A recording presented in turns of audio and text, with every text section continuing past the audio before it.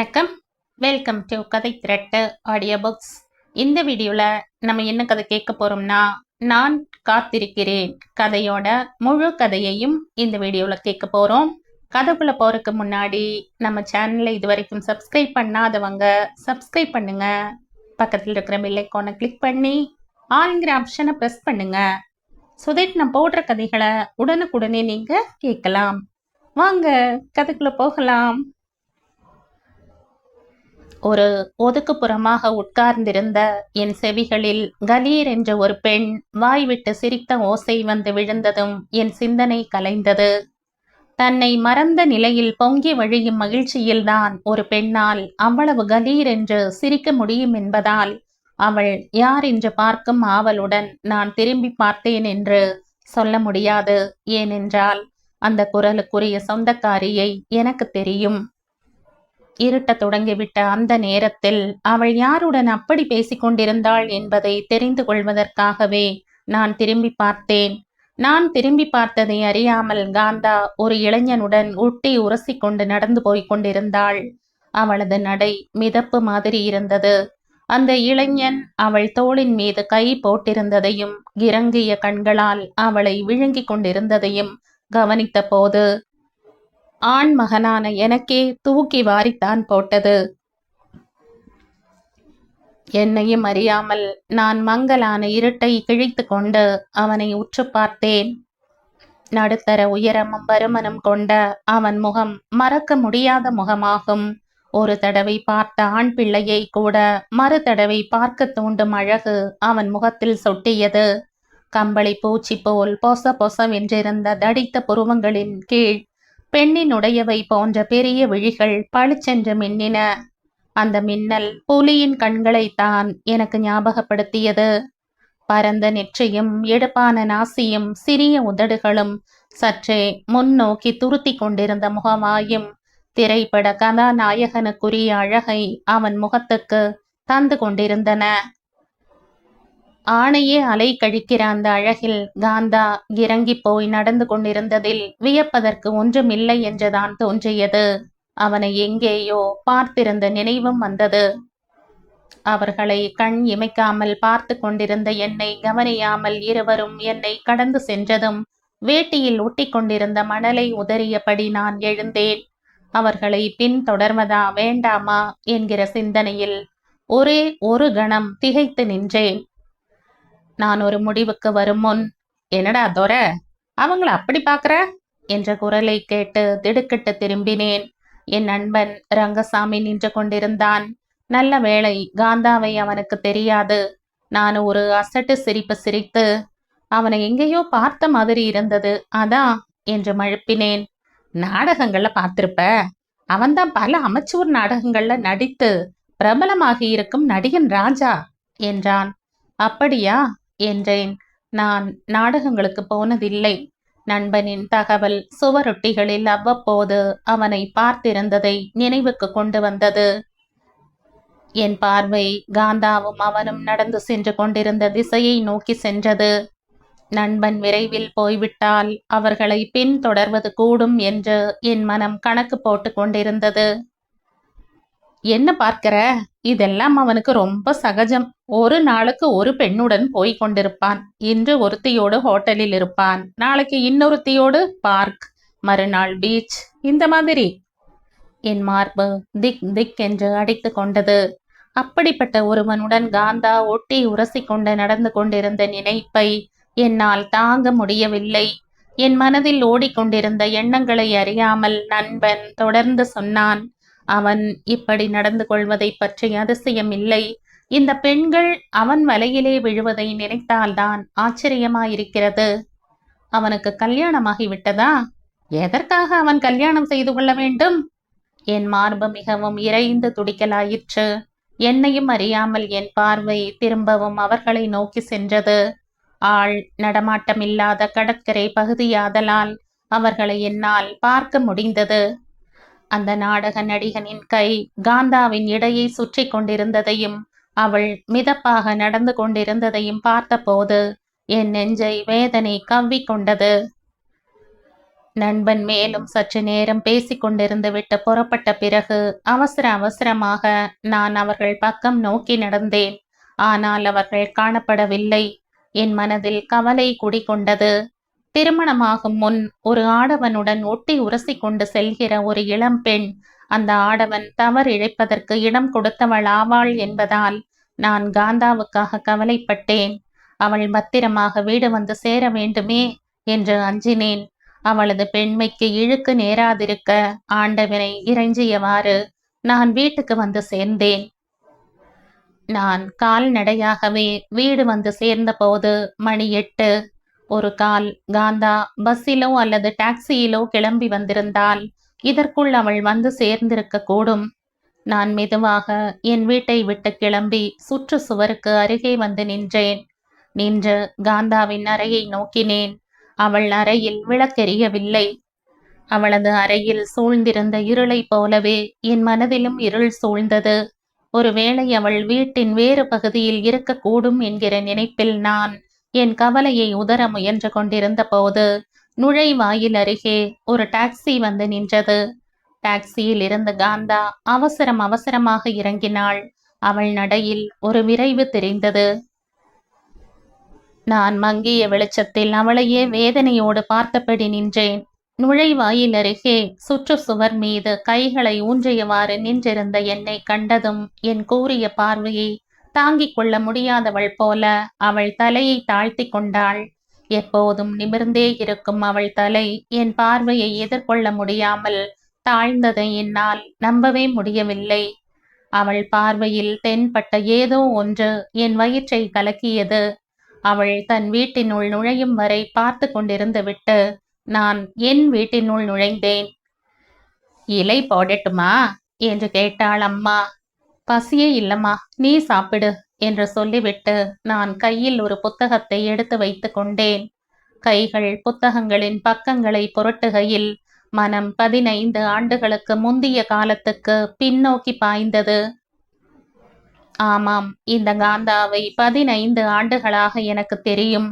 15 ஆண்டுகளுக்கு முன்னர் நான் ஒரு வீட்டில் முறை சாப்பாடு சாப்பிட்டு கொண்டிருந்த போதுதான் காந்தாவின் அறிமுகம் எனக்கு கிடைத்தது.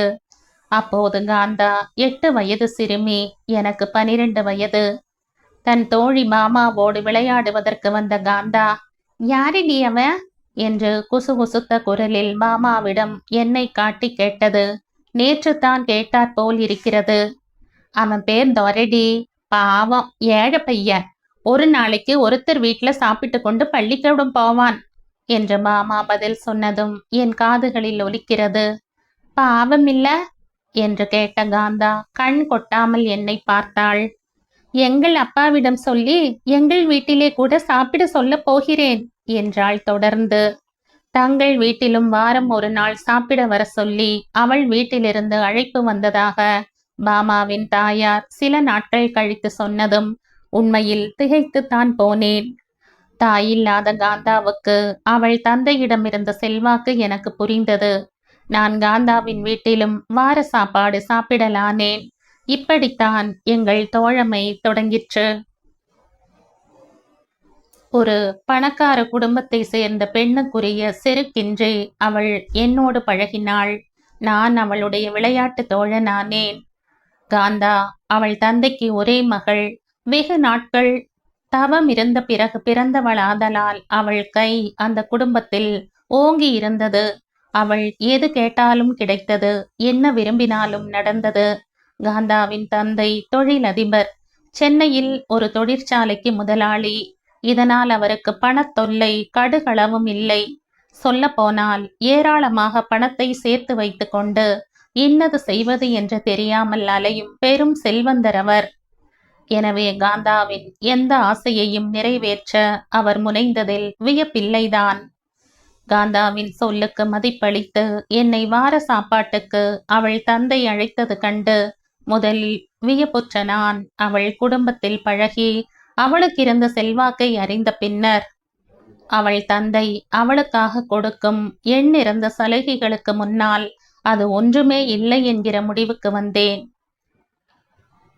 நாட்கள் நகர்ந்தன. 4 ஆண்டுகள் கடந்தன. எனக்கு முறை சாப்பாடு போட்டுக் கொண்டிருந்தவர்களில் ஒவ்வொருவராக அயலூருக்கு மாற்றப்பட்டு முடிவில் காந்தாவின் வீடு மட்டுமே எஞ்சியது. பல வீடுகளில் எடுபிடி வேலைகள் செய்து வந்த அன்றாடங்காய்ச்சியான என் அம்மாவுக்கு இதன் விளைவாக நான் சிக்கல் நிறைந்த கேள்விக்குறியானேன். பல தடவை நான் வெறும் வயிற்றோடு பள்ளிக்கு செல்ல நேர்ந்தது. தன் தோழி பாமாவின் குடும்பம் சென்னையை விட்டு போன பிறகு அவர்கள் வீட்டில் எனக்கு போட்டு வந்த சாப்பாடு நின்றுவிட்ட நிலையில் என் வாயை கிளறிய காந்தா தன் வீடு ஒன்றுதான் முடிவில் நிலைத்துள்ளது என்பதை கண்டுபிடித்து விட்டாள். அதன் பிறகு அவள் எனக்காக செய்த வலிமையான சிபாரிசின் விளைவாக எல்லா நாட்களிலும் அவர்கள் வீட்டில் சாப்பிடும் உதவி எனக்கு கிடைத்தது. அது மட்டுமன்று, என் படிப்பு செலவையும் காந்தாவின் தந்தை ஏற்றுக்கொண்டார். என் தாயாரை தங்கள் வீட்டின் நிலையான சமையற்காரியாகவும் அவர் அமர்த்தி கொண்டு பங்களாவின் சுற்று சுவருக்குள்ளாக அமைந்திருந்த சிறு வெளி வீட்டில் குடியிருக்க வசதியும் செய்து கொடுத்தார். நாட்கள் கிடுகிடுவென்று ஓடிய ஓட்டத்தில் நான் பெரியவனாகி படித்து தேறி வேலை வேட்டையில் இறங்கினேன். காந்தாவின் தந்தையை நான் அதிகமாய் பார்த்ததில்லை. எப்போது பார்த்தாலும் தொழில் தொழில் என்ற காரிலேயே சுற்றி கொண்டிருந்த அவர் தங்கியது இரவு நேரத்தில் தான். காந்தாவின் பிறந்த நாளன்று மட்டும் அவர் பகற்பொழுதில் வீட்டில் தங்குவார். மற்றபடி அவரை மிகவும் அரிதாகத்தான் வீட்டில் காண முடியும். அப்படி ஒரு நாள் அவர் வீட்டில் இருந்தபோது, அப்பா, துரை இப்போதெல்லாம் நம் வீட்டுக்கு சாப்பிட வருவதில்லை. படித்து பாஸ் பண்ணி விட்டானாம். அதனாலே இனிமேலும் இங்கே சாப்பிடுவதற்கு அவனுக்கு அசிங்கமாக இருக்கிறதாம் என்ற காந்தா அவரிடம் முறையிட்டாள். வேலை கிடைக்கிற வரை நீ இங்கேயே சாப்பிடலாம் தம்பி. இதில் அசிங்கம் என்ன வந்தது? அசிங்கம் யாரோ வந்து சாப்பிட்டு விட்டு போகிறார்கள். நீ ஒருவன் சாப்பிடுவதால் தானா நான் குறைந்து விட போகிறேன் என்றார் அவர். அப்பா, நம் கம்பெனிகளில் எதிலாவது துரைக்கு ஒரு வேலை போட்டு கொடுத்து விடுங்கள் அப்பா என்று என் முன்னிலையிலேயே அவள் சிபாரிசு செய்த போது விளைந்த சங்கட உணர்வில் நான் தவித்து போனேன். சிவசாமி ஒரு கணம் கூட எடுத்துக்கொள்ளாமல் டக் என்று பதில் சொன்னார். கொடுத்தால் போயிற்று. மறுவாரமே அவரது தொழிற்சாலையில் 200 ரூபாய் மாத சம்பளத்தில் நான் வேலையில் அமர்ந்தேன். அம்மா தொடர்ந்து அவர்கள் வீட்டில் வேலை செய்து தன் நன்றி கடனை தீர்த்து கொண்டிருந்தாள். நான் குறுக்கே நிற்கவில்லை. அதற்கு காரணம் இருந்தது. விடுமுறை நாள் ஒன்றில் கடிதம் ஒன்றை டைப் செய்வதற்காக நான் சிவசாமியால் அழைக்க பெற்று அவர் வீட்டுக்கு போயிருந்தேன். தற்செயலாக நான் காந்தாவை ஒரு வார இதழும் கையுமாக சந்திக்க நேர்ந்தது. தனக்கு பின்னால் வந்து நின்ற என்னை கவனியாமல் அவள் அவ்வாற இதழின் ஒரு குறிப்பிட்ட பக்கத்தையே பார்த்து கொண்டிருந்தாள். அந்த பக்கத்தில் நான் கடற்கரையில் கண்ட நாடக நடிகன் ராஜாவின் புகைப்படமும் அவன் நடித்திருந்த நாடகம் ஒன்றை பற்றிய செய்தி குறிப்புகளும் வெளியாகியிருந்தன. நான் தொண்டையை கனைத்தேன். காந்தா திரும்பி பார்த்தாள். நீயா என்று கேட்டவள் நான் அந்த இளைஞனின் புகைப்படத்தையே பார்த்து கொண்டிருந்ததை கவனித்து விட்டோ என்னவோ. என்ன துரை பார்க்கிறாய்? இவர்தான் பிரபல நாடக நடிகர் ராஜா. நீதான் சினிமா டிராமாவுக்கெல்லாம் போகிறதில்லையே, உனக்கெங்கே தெரிய போகிறது? நல்ல சினிமாவாக வந்தால் எப்போதாவது போகிறதுண்டு. டிராமாவுக்கு இதுவரை போனதில்லை என்றேன். அந்த பக்கத்தை புரட்டாமல் அப்படியே அதை மடியில் வைத்து கொண்டிருந்த காந்தா, நல்ல பர்சனாலிட்டி இல்லை இவருக்கு என்று ராஜாவின் படத்தை விரலால் தொட்டு காட்டி என்னை கேட்டாள். எனக்கு என்னவோ போல இருந்தது. ஆமாம், பெயருக்கேற்றாற் போல ராஜா மாதிரிதான் இருக்கிறான். புகைப்படம் சரியாக விழவில்லை. நேரில் இன்னும் ஜோராக இருப்பார் என்றாள். அவள் கண்களில் தெரிந்த ஏதோ ஒன்றால் விளைந்த கசப்பை விழுங்க முயன்றபடி பேசாமல் நின்றேன். தன்னை விட அழகான பெண்ணை பார்க்கிற போது பெண்ணுக்குத்தான் பொறாமை ஏற்படும் என்று சொல்வார்கள். ஆண் பிள்ளைகள் கூட பொறாமைப்படுவதுண்டா என்று கேட்டாள். புகைப்படத்தை பார்த்து கொண்டிருந்த நான் என் பார்வையை அவள் முகத்துக்கு திருப்பினேன். என் முகத்தில் விளைந்த மாறுதலை அவள் தப்பாய் புரிந்து கொண்டதை கண்டு திகைத்தேன். அவன் மேலே எனக்கு என்ன பொறாமை? எனக்கு இருக்கிற பர்சனாலிட்டி போதும் என்றேன். துரை, ராஜா நடிக்கிற நாடகங்களை நீ கட்டாயம் பார்க்க வேண்டும். பிரமாதமாக நடிப்பார்.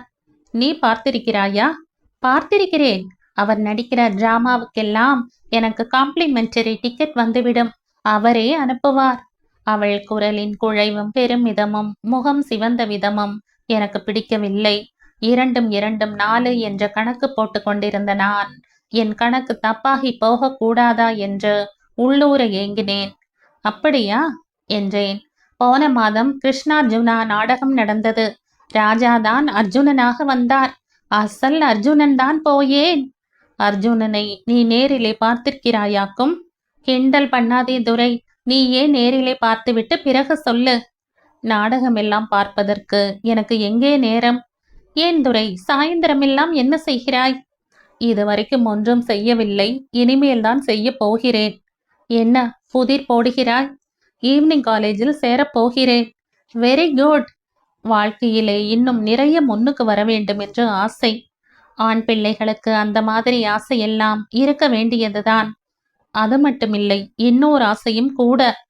காந்தா புத்தகத்தை கீழே வைத்துவிட்டு நிமிர்ந்து என்னை பார்த்தாள். என்ன ஆசை? நான் தெரிந்து கொள்ளலாமா? கண்டிப்பாய் என்று சொல்லிவிட்டு நான் சில வினாடிகள் பேசாமல் நின்றேன். என் துணிச்சல் முழுவதையும் ஒன்று திரட்டி கொள்ள அந்த சில வினாடிகள் வேண்டியிருந்தன. ஒரு பணக்கார பெண்ணை நான் காதலிக்கிறேன். அந்தஸ்திலே அவளுக்கும் எனக்கும் 8 ஏணி வைத்தாலும் எட்டாது. படிப்பிலும் பதவியிலுமாவது நான் அவளுக்கு ஏற்றவனாக இருக்க வேண்டுமா வேண்டாமா? அதற்காகத்தான். வாழ்த்துக்கள் துரை. முதலில் உனக்கு ஒரு சின்ன யோசனை. காதலை எப்பொழுதும் மாற போடக்கூடாது. சட்டு புட்டென்று முடித்து விட வேண்டும். சீக்கிரமே அவளை கல்யாணம் பண்ணி கொண்டு விடு. உன்மேல் உண்மையான அன்பு அவளுக்கு இருந்தால் இப்போது உனக்கு இருக்கிற பதவியும் படிப்புமே போதும் என்றுதான் அவள் நினைக்க வேண்டும். அவளை நான் இன்னும் கேட்கவே இல்லை. காந்தா சிரித்தாள். சரியாய் போயிற்று போ. சீக்கிரமே 2ல் 1 கேட்டு தெரிந்து கொண்டு விடு. அப்புறம் ஒரு தலை காதலாக இருந்துவிட போகிறது. அது சரி, பெண் யாரென்று சொல்லு. நானே அவளிடம் கேட்கிறேன். என் மார்பு விரைவாக அடித்து கொண்டது. மார்பு கூடு விண் விண் என்று தெரித்தது. ஊடுருவிய அவளது பார்வையை தாங்க மாட்டாமல் நான் அவள் கால் விரல்களை பார்த்தேன். என்ன துரை, பேசாமல் இருக்கிறாய்? சொன்னால் கோபித்து கொள்ள மாட்டாயே? காந்தாவின் நெற்றி சுருங்கிற்று. உதடுகள் பிரிந்தன. அவள் இமைக்காமல் என்னை நோக்கினாள். கோபித்து கொள்ளவில்லை, சொல்லு. நீதான். சொல்லிவிட்டு அவள் முகத்தை பார்க்க துணிவின்றி நான் மறுபடியும் அவள் கால் விரல்களை பார்த்தேன். துரை! சற்றே இறைந்து என் பெயரை சொன்ன அவள் சிறிது நேரம் ஏதும் பேசாமல் இருந்தாள். துரை என்று அவள் என்னை அழைத்த தினசில் நம்ப முடியாமை, வேதனை, அதிர்ச்சி, ஐயோ பாவம் என்கிற இரக்கம் யாவுமே கலந்து ஒலித்தன. அவள் குரலே அவளை எனக்கு காட்டி கொடுத்து விட்டது.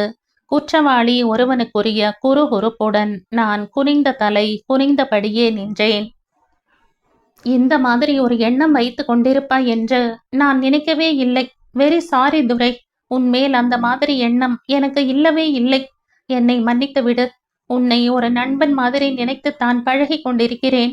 உனக்கு நம்பிக்கை ஏற்படுத்துகிற மாதிரி நான் பழகியதாய் எனக்கு தெரியவில்லை. தப்பி தவறி நான் அந்த மாதிரி நடந்திருந்தால் அதற்காகவும் நீ என்னை மன்னித்து விடு. உண்மையில் அவள் எனக்காக வருந்தியது அவள் குரலில் இருந்து தெரிந்தது. அவள் கூறிய ஒவ்வொரு சொல்லிலும் ததும்பிய இரக்கம் என் நெஞ்சை மாள் கொண்டு அறுத்தது. காந்தாவே தொடர்ந்து பேசினாள். துரை, நமக்குள்ளே நடந்த இந்த பேச்சை நாம் இருவருமே மறந்துவிட வேண்டும். நாம் இருவரும் 15 ஆண்டுகளாய் பழகி வருகிறோம். நமக்குள்ளே இருக்கிற நட்பை இந்த விஷயம் எந்த வகையிலும் பாதிக்க கூடாது. எனக்கு கண்ணீர் வரும் போல இருந்தது. நான் முகத்தை திருப்பிக் கொண்டு அங்கிருந்து நகர்ந்தேன். என் மேல் கோபமா என்று கேட்டவாறு என் பின்னால் வந்தாள். திரும்பி நின்று அவளை பார்த்து புன்னகை செய்தேன். கலங்கிய என் கண்களை பார்க்க மாட்டாமல் அவள் எங்கேயோ நோக்கினாள். அது உன் விருப்பம். நான் கோபித்துக் கொள்வதற்கு அதில் என்ன இருக்கிறது என்று கூடிய வரையில் கம்பீரமான குரலில் கேட்டுவிட்டு நான் விரைந்து நடந்தேன். அன்று முழுவதும் நான் நானாக இல்லை. என்ன அசட்டுத்தனமாக நடந்து கொண்டேன் என்று நினைத்து நினைத்து புழுங்கினேன். நான் அவளை விரும்பிய உண்மையை அவளுக்கு தெரியாமல் என் மனதிலேயே போட்டு புதைத்து வைத்திராமல் போனோமே என்று கழிவிரக்கமாக இருந்தது. மேலும் ஒரு வாரத்துக்கு காந்தாவின் பார்வையில் படாமல் நான் கவனமாக இருந்தேன். ஆனால் காந்தா என்னை தேடிக் கொண்டு வந்து விட்டாள். எங்களிடையே எதுவுமே நடக்காதது போல அவள் இயல்பாக என்னோடு பேசினாள். என்னால் தான் அது முடியவில்லை.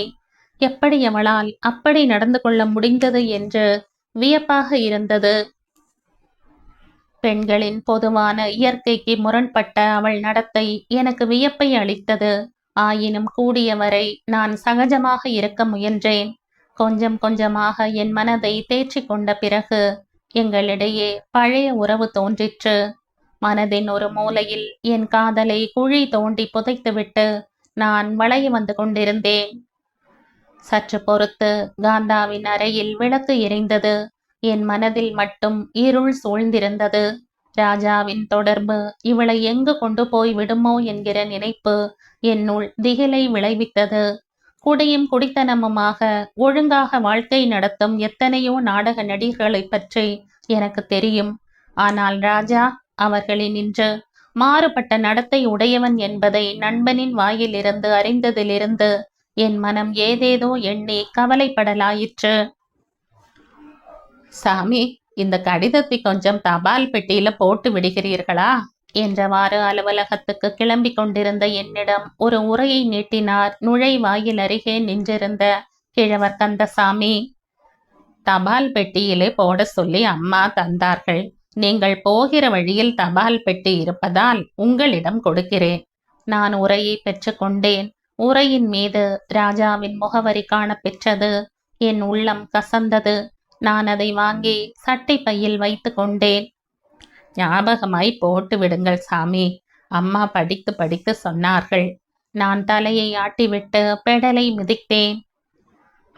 வழியில் என் மனம் சண்டித்தனம் பண்ணத் தொடங்கிவிட்டது. அந்த கடிதத்தை பிரித்து படித்து பார்க்கும் அநாகரீக ஆவல் என்னுள் தலை தூக்கியது. பிறர் கடிதங்களை படித்து பார்க்கும் அநாகரீக செயலை அதுவரை நான் செய்ததில்லை. அம்மாதிரியான ஒரு எண்ணமே என் மனதில் எழுந்ததில்லை. காந்தா ராஜாவுக்கு எழுதியிருந்த கடிதத்தை படித்து பார்க்கும் நினைப்பு என்னுள் எழுந்ததற்கு வெறும் ஆவல் மட்டுமே காரணம் என்று சொல்லுவதற்கில்லை. இன்னதென்று என்னால் விவரிக்க முடியாத அரிப்பு. அது அந்த உரையினுள் இருந்த கடிதம் ஏதோ முக்கியமான செய்தியை தாங்கிய கடிதம் என்று எனக்கு தோன்றியது.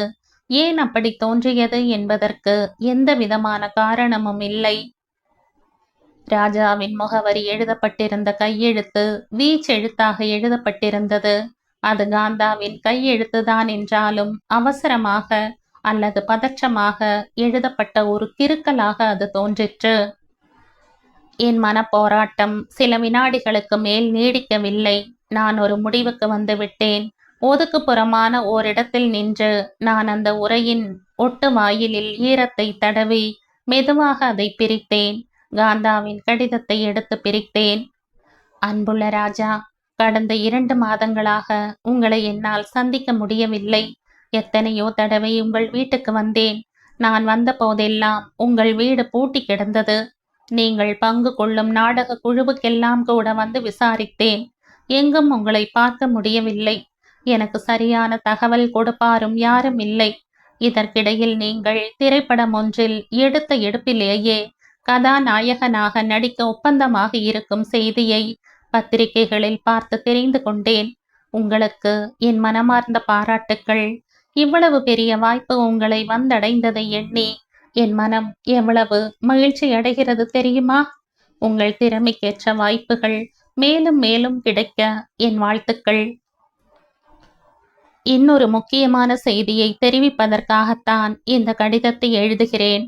நான் இப்போது இக்கட்டான நிலையில் இருக்கிறேன். உடனே நம் திருமணம் நடந்தாக வேண்டும்.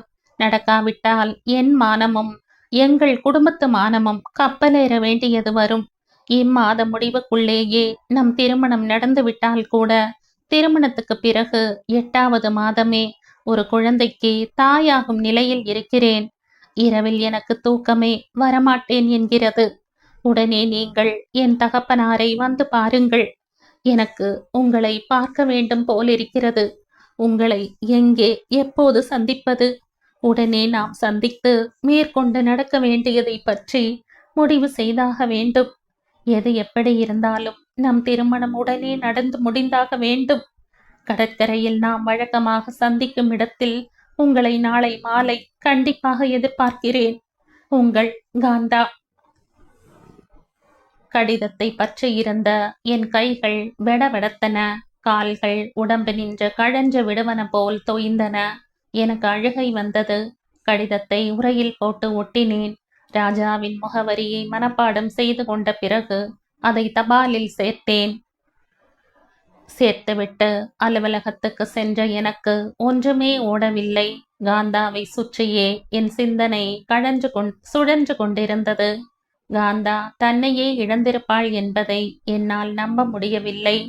காந்தா, நீ இவ்வளவு பெரிய அசடா? படிக்கிற படிப்பு பெண்களுக்கு அடக்கத்தையும் கற்பு உணர்ச்சியையும் கொடுக்கவில்லை என்றால் படித்து என்னதான் பயன்? திருமணம் என்கிற ஒன்று 4 பேரறிய நடப்பதற்கு முன்பு இம்மாதிரி ஆகி அந்த பெண்ணை அந்த கதிக்கு ஆளாக்கியவன் அவளை கைவிட்டு விட்டால் அவளுக்கு இந்த சமூகத்தில் இடம் இல்லை என்பதும், பார்வையாலேயே நம் சமூகம் அவளை கொன்று போட்டுவிடும் என்பதும் உனக்கு தெரியாதா? இப்படி செய்து விட்டாயே. இந்த ராஜா உன்னை கைவிட்டு விட்டான் என்று வைத்துக்கொள். அப்புறம் உனக்கு என்ன வருங்காலம் இருக்கிறது? இதை பற்றி எல்லாம் யோசித்து பார்த்தாயா என்று என் மனம் அன்றெல்லாம் அழுது கொண்டே இருந்தது. அன்று மாலை காந்தா என் வீட்டுக்கு வந்திருந்தாள். அன்றைய நிகழ்ச்சிக்கு பிறகு காந்தாவை நான் அவ்வளவாக ஏறிட்டு பார்ப்பதில்லை. இப்போது நான் அவள் முகத்தை உற்று பார்த்தேன். என் பார்வையில் புலப்பட்ட ஏதோ ஒன்று அவளது உள் உணர்வுக்கு அரை குறையாக வேணும் புரிந்து போயிருக்க வேண்டும் என்பது. அவள் குனிந்து ஒரு புத்தகத்தை எடுத்து தன் மடியில் வைத்து கொண்டதிலிருந்து தெரிந்தது. அவள் என் பார்வையை தவிர்க்க விரும்பியதும் புரிந்தது. நான் அதை பொருட்படுத்தாமல் அவளை கூர்ந்து பார்த்தேன். முகத்தின் மலர்ச்சியும் சிவப்பும் ஒரு மாற்று குறைந்திருந்ததும், கண்களுக்கு கீழே கருப்பு வளையங்கள் தென்பட்டதும் என் கவனத்துக்கு தப்பவில்லை.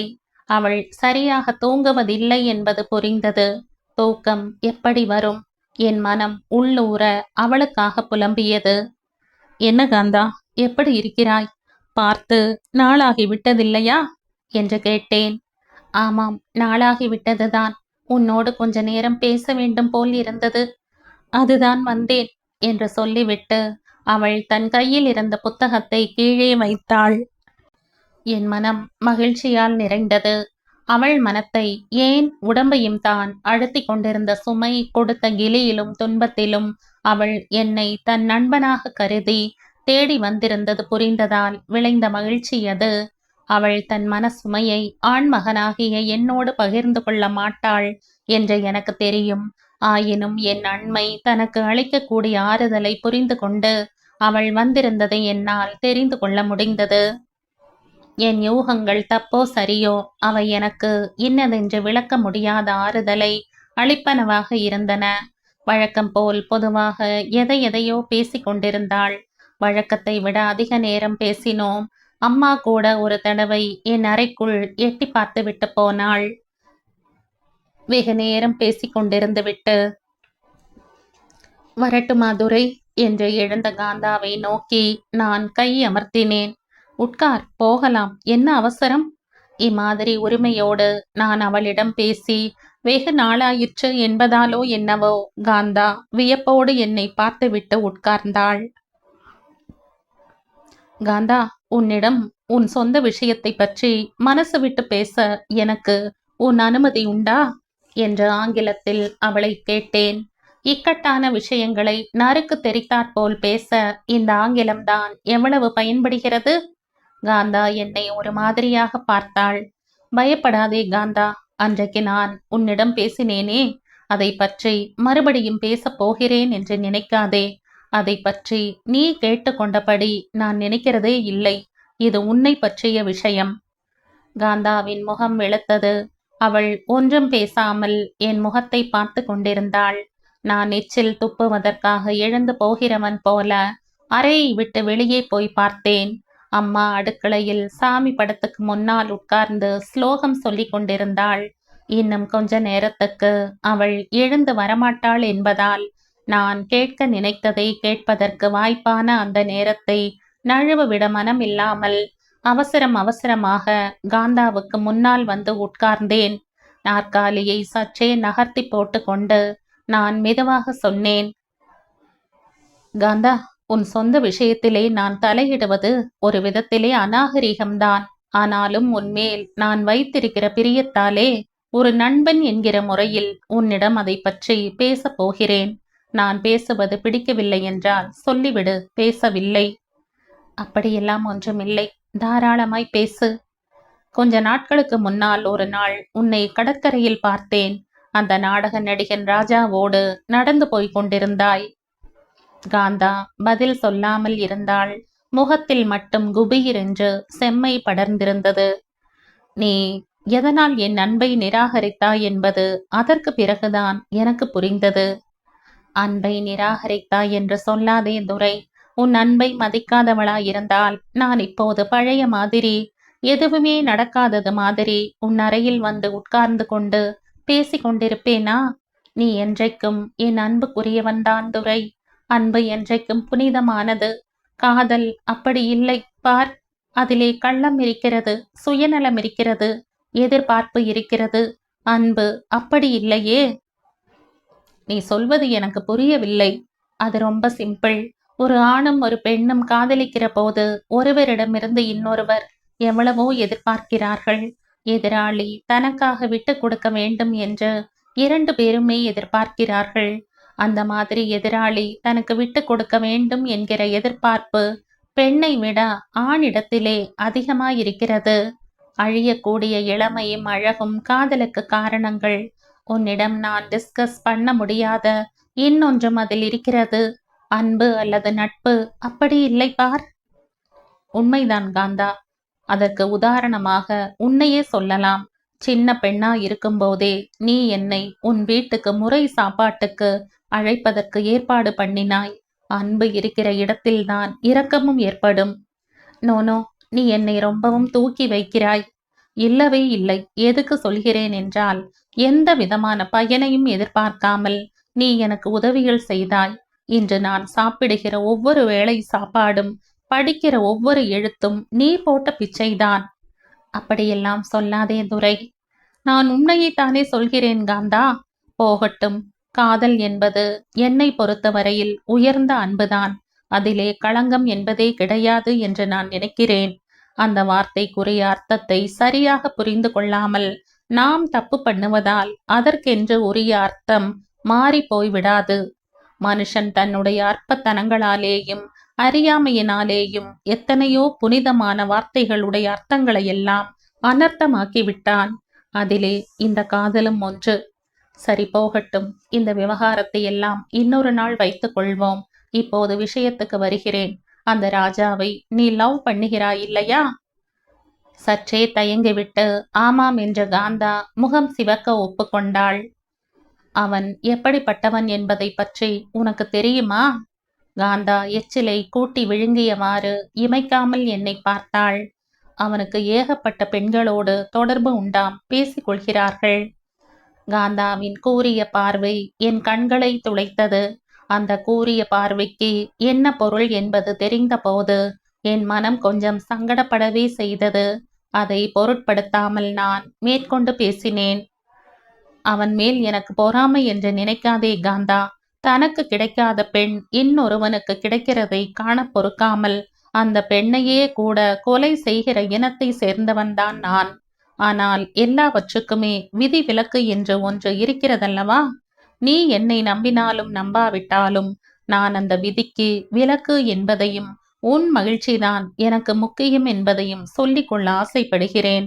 அந்த ராஜாவை பற்றிய விஷயங்களை கேள்விப்பட்ட போது எனக்கு என்னமாயிருந்தது தெரியுமா? நீ காதலிக்கிற ஒருவன் நடத்தை கெட்டவனாய் இருக்கிறதை எண்ணி நான் எவ்வளவு வேதனைப்பட்டேன் தெரியுமா? காந்தாவின் முகம் சிரித்தது. 4 பேர் சொல்வதை நம்பி நாம் ஒருவரை பற்றி கேவலமாக நினைத்து விடுவதா? ரொம்ப நம்பகமான இடத்திலிருந்து வந்த தகவல் காந்தா. பல பெண்களுடைய வாழ்க்கையை அவன் கெடுத்திருக்கிறான். நம் நாட்டிலே கல்யாணம் என்று ஒன்று நடப்பதற்கு முன்னால் ஆணும் பெண்ணும் அளவோடு பழக வேண்டும் என்று பெரியவர்கள் வைத்திருப்பது பெண்களுடைய நன்மையை உத்தேசித்துத்தான். சகுந்தலையை எனக்கு தெரியவே தெரியாது என்று அன்று துஷ்யந்தன் சாதித்தது வெறும் கதை இல்லை காந்தா. ஆண்களுடைய தன்மையையும் அதை பற்றிய ஜாக்கிரதை இல்லாமல் தப்பு பண்ணுகிற பெண்ணுக்கு என்ன கதி நேரும் என்பதையும் எடுத்து சொல்வதற்காக காளிதாசன் எழுதிய காவியம். சாபத்தாலே சகுந்தலையை அவனுக்கு மறந்து போய்விட்டது என்பதெல்லாம் கதை. ஆண் பிள்ளை தப்பு பண்ணினாலும் அது அவனை பாதிக்கிறதில்லை. பெண்ணோ அந்த தப்புக்குரிய முழு பொறுப்பையும் சுமக்க வேண்டியிருக்கிறது. அப்படி சுமக்க நேர்ந்த பெண்ணை எனக்கு தெரியவே தெரியாதென்று ஆண் பிள்ளை சுலபமாக சாதித்து விடுவான். அப்படிப்பட்ட ரகத்தை சேர்ந்தவன்தான் இந்த ராஜாவும் என்று சொல்லிக் கொள்கிறார்கள். காந்தா என்னை விழித்து பார்த்தாள். வரம்பு மீறி பேசிவிட்டோம் என்பது எனக்கு புரிந்தது. நான் உதட்டை கடித்து கொண்டேன். "You are talking too much. நிறுத்திக் கொள் அத்தோடு. அவரை பற்றி அவதூறா யார் பேசினாலும் என்னால் பொறுத்து கொள்ள முடியாது." "ஆமாம்." காந்தா எழுந்து கொண்டாள். "இந்த மாதம் முடிவதற்குள் எங்கள் கல்யாணம் நடக்கப் போகிறது" என்றாள் தொடர்ந்து. "ரொம்ப சந்தோஷம்." காந்தா விருட்டென்று நடந்தாள். "காந்தா, ஒரு நிமிஷம். உங்கள் திருமணம் உடனே நடப்பதற்கு என்னால் ஆன ஒத்தாசையையும் செய்வதற்கு நான் தயாரா இருக்கிறேன்." "போதும் போதும், உன் ஒத்தாசையும் இன்னொன்றும் யாருக்கு வேண்டும் இங்கே?" என்று நின்று திரும்பி பார்த்து என்னை கேட்டுவிட்டு அவள் விரைந்து நடந்தாள். காந்தாவின் மிக உயர்ந்த நட்பையும் நான் இழந்து விட்டது எனக்கு புரிந்தது. ஏன் அந்த பேச்சை எடுத்தோம் என்றிருந்தது. மறுநாள் மாலை சுமார் 6 மணிக்கு காந்தா டாக்ஸியில் வெளியே கிளம்பி சென்றாள். நான் அதுவரை அணியாத முழுக்கை சட்டையும் லுங்கியும் கருப்பு கண்ணாடியும் அணிந்து கொண்டு ஒரு துண்டையும் தோளில் போட்டுக்கொண்டேன். நான் எப்போதும் வெள்ளை வேட்டியும் அரைக்கை சட்டையும் தான் அணிவது வழக்கம். கருப்பு கண்ணாடி அணிகிற வழக்கம் இல்லை. பின்னர் சைக்கிளை எடுத்துக்கொண்டு கடற்கரை நோக்கி புறப்பட்டேன். முன்பு அவளையும் ராஜாவையும் கண்ட அதே கடற்கரை பகுதியை நோக்கி வண்டியை மிதித்தேன்.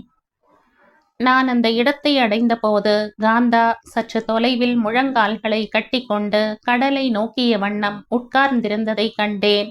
தோளில் இருந்த துண்டை எடுத்து தலையில் முண்டாசாக கட்டி கொண்டேன். மிக மிக அருகில் என்னை பார்த்தால் கூட அந்த மங்கிய வெளிச்சத்தில் அவளால் என்னை அடையாளம் கண்டு கொள்ள முடியாதென்கிற நம்பிக்கை என்னுள் எழுந்தது. எனினும் சைக்கிளின் மீது சாய்ந்தபடி அவளை ஓரக்கண்ணால் கவனித்தவாறு சற்று தொலைவிலேயே நின்று கொண்டேன்.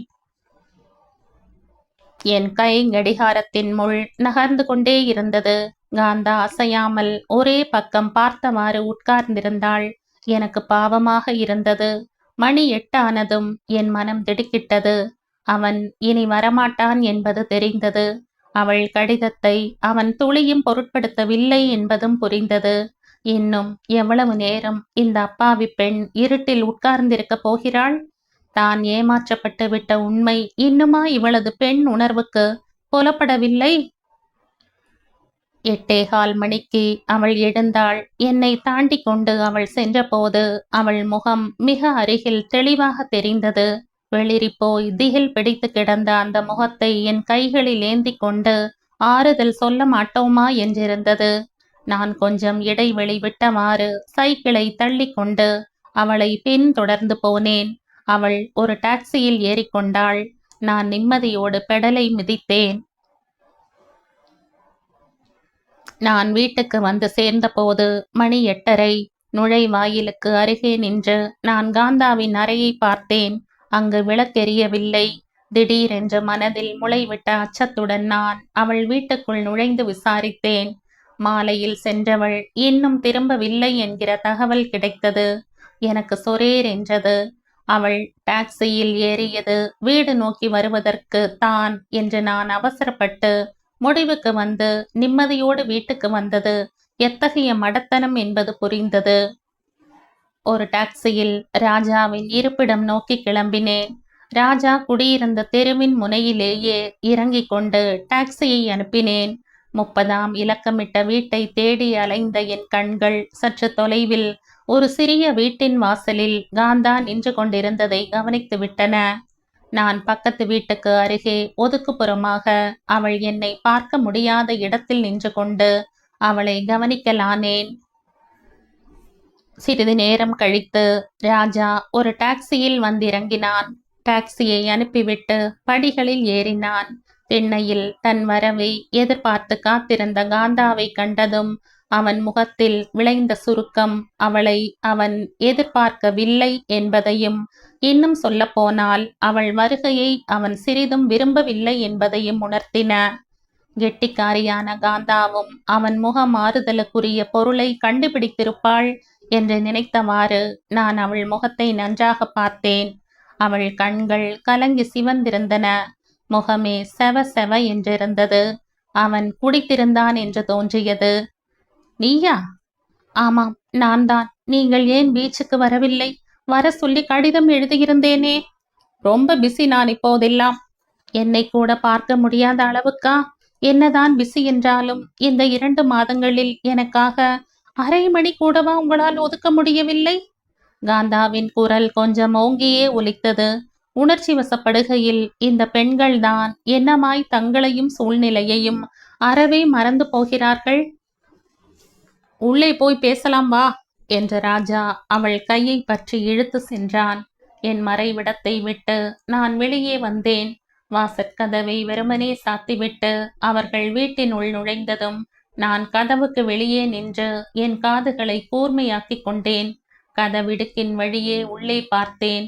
அது பண்பின்மை என்கிற ஞாபகமே அற்றவனாய் அவன் அவள் கையை பற்றியவாறு நடையை ஒட்டி அமைந்திருந்த அறைக்குள் இட்டு சென்றதை கண்டேன். அந்த அறையில் அவர்கள் இருவரும் பேசப் போவதை வாயிற்புறத்தில் நின்று என்னால் கேட்க முடியாது. எனவே நான் வாசற்கதவை விட்டு மெதுவாக நகர்ந்து தெருவை நோக்கி இருந்த ரேழி அறை ஜன்னலை ஒட்டினாற்போல் நின்று கொண்டேன். ரொம்ப பிஸியா இருந்தால் கடிதமாவது எழுதலாம் இல்லையா? உன் கடிதம் இன்று காலைதானே கிடைத்தது. அதற்கு முன்பு எழுதின கடிதங்களுக்கெல்லாம் கூட நீங்கள் பதில் போடவில்லையே. எத்தனை தடவை உங்கள் வீட்டுக்கு வந்தேன். பூட்டிய கதவுக்கு பக்கத்திலே 4 பேர் வெறித்து பார்க்க நின்றுவிட்டு திரும்பி போனேன். ராஜா ஒரு நாற்காலியை இழுத்து போட்டுக்கொண்டு உட்கார்ந்தான். காந்தா ஒரு மனைவிக்குரிய பரிவுடன் மின் விசிறியை சுழல விட்டுவிட்டு அவன் கால் அருகே தரையில் உட்கார்ந்தாள். அவன் எதையுமே கவனியாதவன் போல சிகரெட் ஒன்றை பற்ற வைத்து கொண்டான். கண்ணெல்லாம் ஏன் சிவந்து கிடக்கின்றன? ராஜாவிடமிருந்து பதில் இல்லை. ஏன் இப்படி அளவுக்கு மீறி குடிக்கிறீர்கள்? அவன் இதற்கும் பதில் சொல்லவில்லை. சிகரெட் புகையை உள் இழுப்பதும் வெளியே விடுவதுமாக கால் மேல் கால் போட்டுக்கொண்டு உட்கார்ந்திருந்தான். அவன் உட்கார்ந்திருந்த தோரணையில் ததும்பிய மதியாமை அவன் எதற்கும் அசைந்து கொடுக்காதவன் என்பதை பறைசாற்றியது. இந்த மாதிரி குடித்தால் உடம்பு எதற்காகும்? சட்டென்று அவள் பார்வை மேசை மேலிருந்த சாம்பல் கிண்ணத்தின் மீது விழுந்தது. அவள் எழுந்து சென்று அதன் உள்ளிருந்த சிகரெட் துண்டுகளை எண்ணினாள். வேதனை படர்ந்த முகத்துடன் மறுபடியும் அவன் கால் அருகே அமர்ந்தாள். இந்த மாதிரி சிகரெட்டும் குடியுமா இருந்தால் உடம்பு எதற்காகும் என்று திரும்பவும் அவனை பார்த்து கேட்டாள். அவன் கழுத்தை சாய்த்து அவளை பார்த்தான். குடிக்கிறது கிடிக்கிறது இதெல்லாம் என்னுடைய சொந்த விவகாரங்கள். இதிலே எல்லாம் யாரும் தலையிடக்கூடாது. நான் கூடவா? நீ என்ன கொக்கா? இப்போது கூட நீங்கள் நன்றாய் குடித்திருக்கிறீர்கள். அதனால் தான் இப்படியெல்லாம் பேசுகிறீர்கள். தொபார், மறுபடியும் நான் குடிப்பதை பற்றியே பேசினால் எனக்கு கெட்ட கோபம் வரும். ஆமாம், சரி, இனிமேல் நான் அதை பற்றி பேசவில்லை. எப்படியும் கல்யாணம் என்று ஒன்று ஆகிவிட்டால் ஆண் பிள்ளைகள் திருந்தி விடுவார்கள். சிகரெட் துண்டை தரையில் வீசி போட்ட ராஜா கட்டை குரலில் கேட்டான். யார் கல்யாணம் பண்ணிக்கொள்ளப் போகிறார்கள்? இப்படி கேட்டபோது அவன் குரலில் ஒலித்த இருமாப்பை கண்டதும் என் உடம்பு கொதித்தது. வில்லனாக நடிக்க வேண்டியவனை கதாநாயகனாக ஒப்பந்தம் செய்திருக்கிறார்களே என்று தோன்றியது. அவனது திமிர் மிக்க கேள்வி காந்தாவை எப்படி பாதித்திருக்குமோ என்பதை தெரிந்து கொள்வதற்காக நான் அவள் முகத்தை கவனித்தேன். அவள் முகம் அல்லித்தண்டாய் வெளுத்திருந்தது. கண்களிலும் முகத்திலும் திகில் படர்ந்திருந்தது. நல்ல நினைவோடுதான் பேசுகிறீர்களா? அளவோடுதான் குடித்திருக்கிறேன். அதனால் நல்ல நினைவோடுதான் பேசுகிறேன். குடி மயக்கத்தில் ஏதோ உளறுகிறேன் என்று நினைக்காதே. நான் உன்னை கல்யாணம் பண்ணிக்கொள்வதற்கில்லை. அந்த நினைப்பை விட்டுவிடு. நீங்களா இப்படி பேசுகிறீர்கள்? நீங்களா? ஆமா, நானே தான் பேசுகிறேன். என் கடிதத்திலே தெரிவித்திருந்த விஷயத்தை பார்த்த பிறகுமா இப்படி பேசுகிறீர்கள்? நீங்கள் என்னை கைவிட்டு விட்டால் என் மானமே போய்விடும். மான அவமானங்களை பற்றி நீ அன்றைக்கு யோசித்திருக்க வேண்டும். நான் தான் ஆண் பிள்ளை, புத்தி பிசகி நடந்து கொண்டேன். உனக்கு எங்கே போச்சு புத்தி? நீ பெண் பிள்ளை இல்லை? நான் எவ்வளவோ தடுத்தேன், நீங்கள் கேட்கவில்லை. அன்றும் குடித்திருந்தீர்கள். எவ்வளவு முரட்டுத்தனமாய் என்னிடம் நீங்கள் நடந்து கொண்டீர்கள் என்பதை கொஞ்சம் ஞாபகப்படுத்தி பாருங்கள்.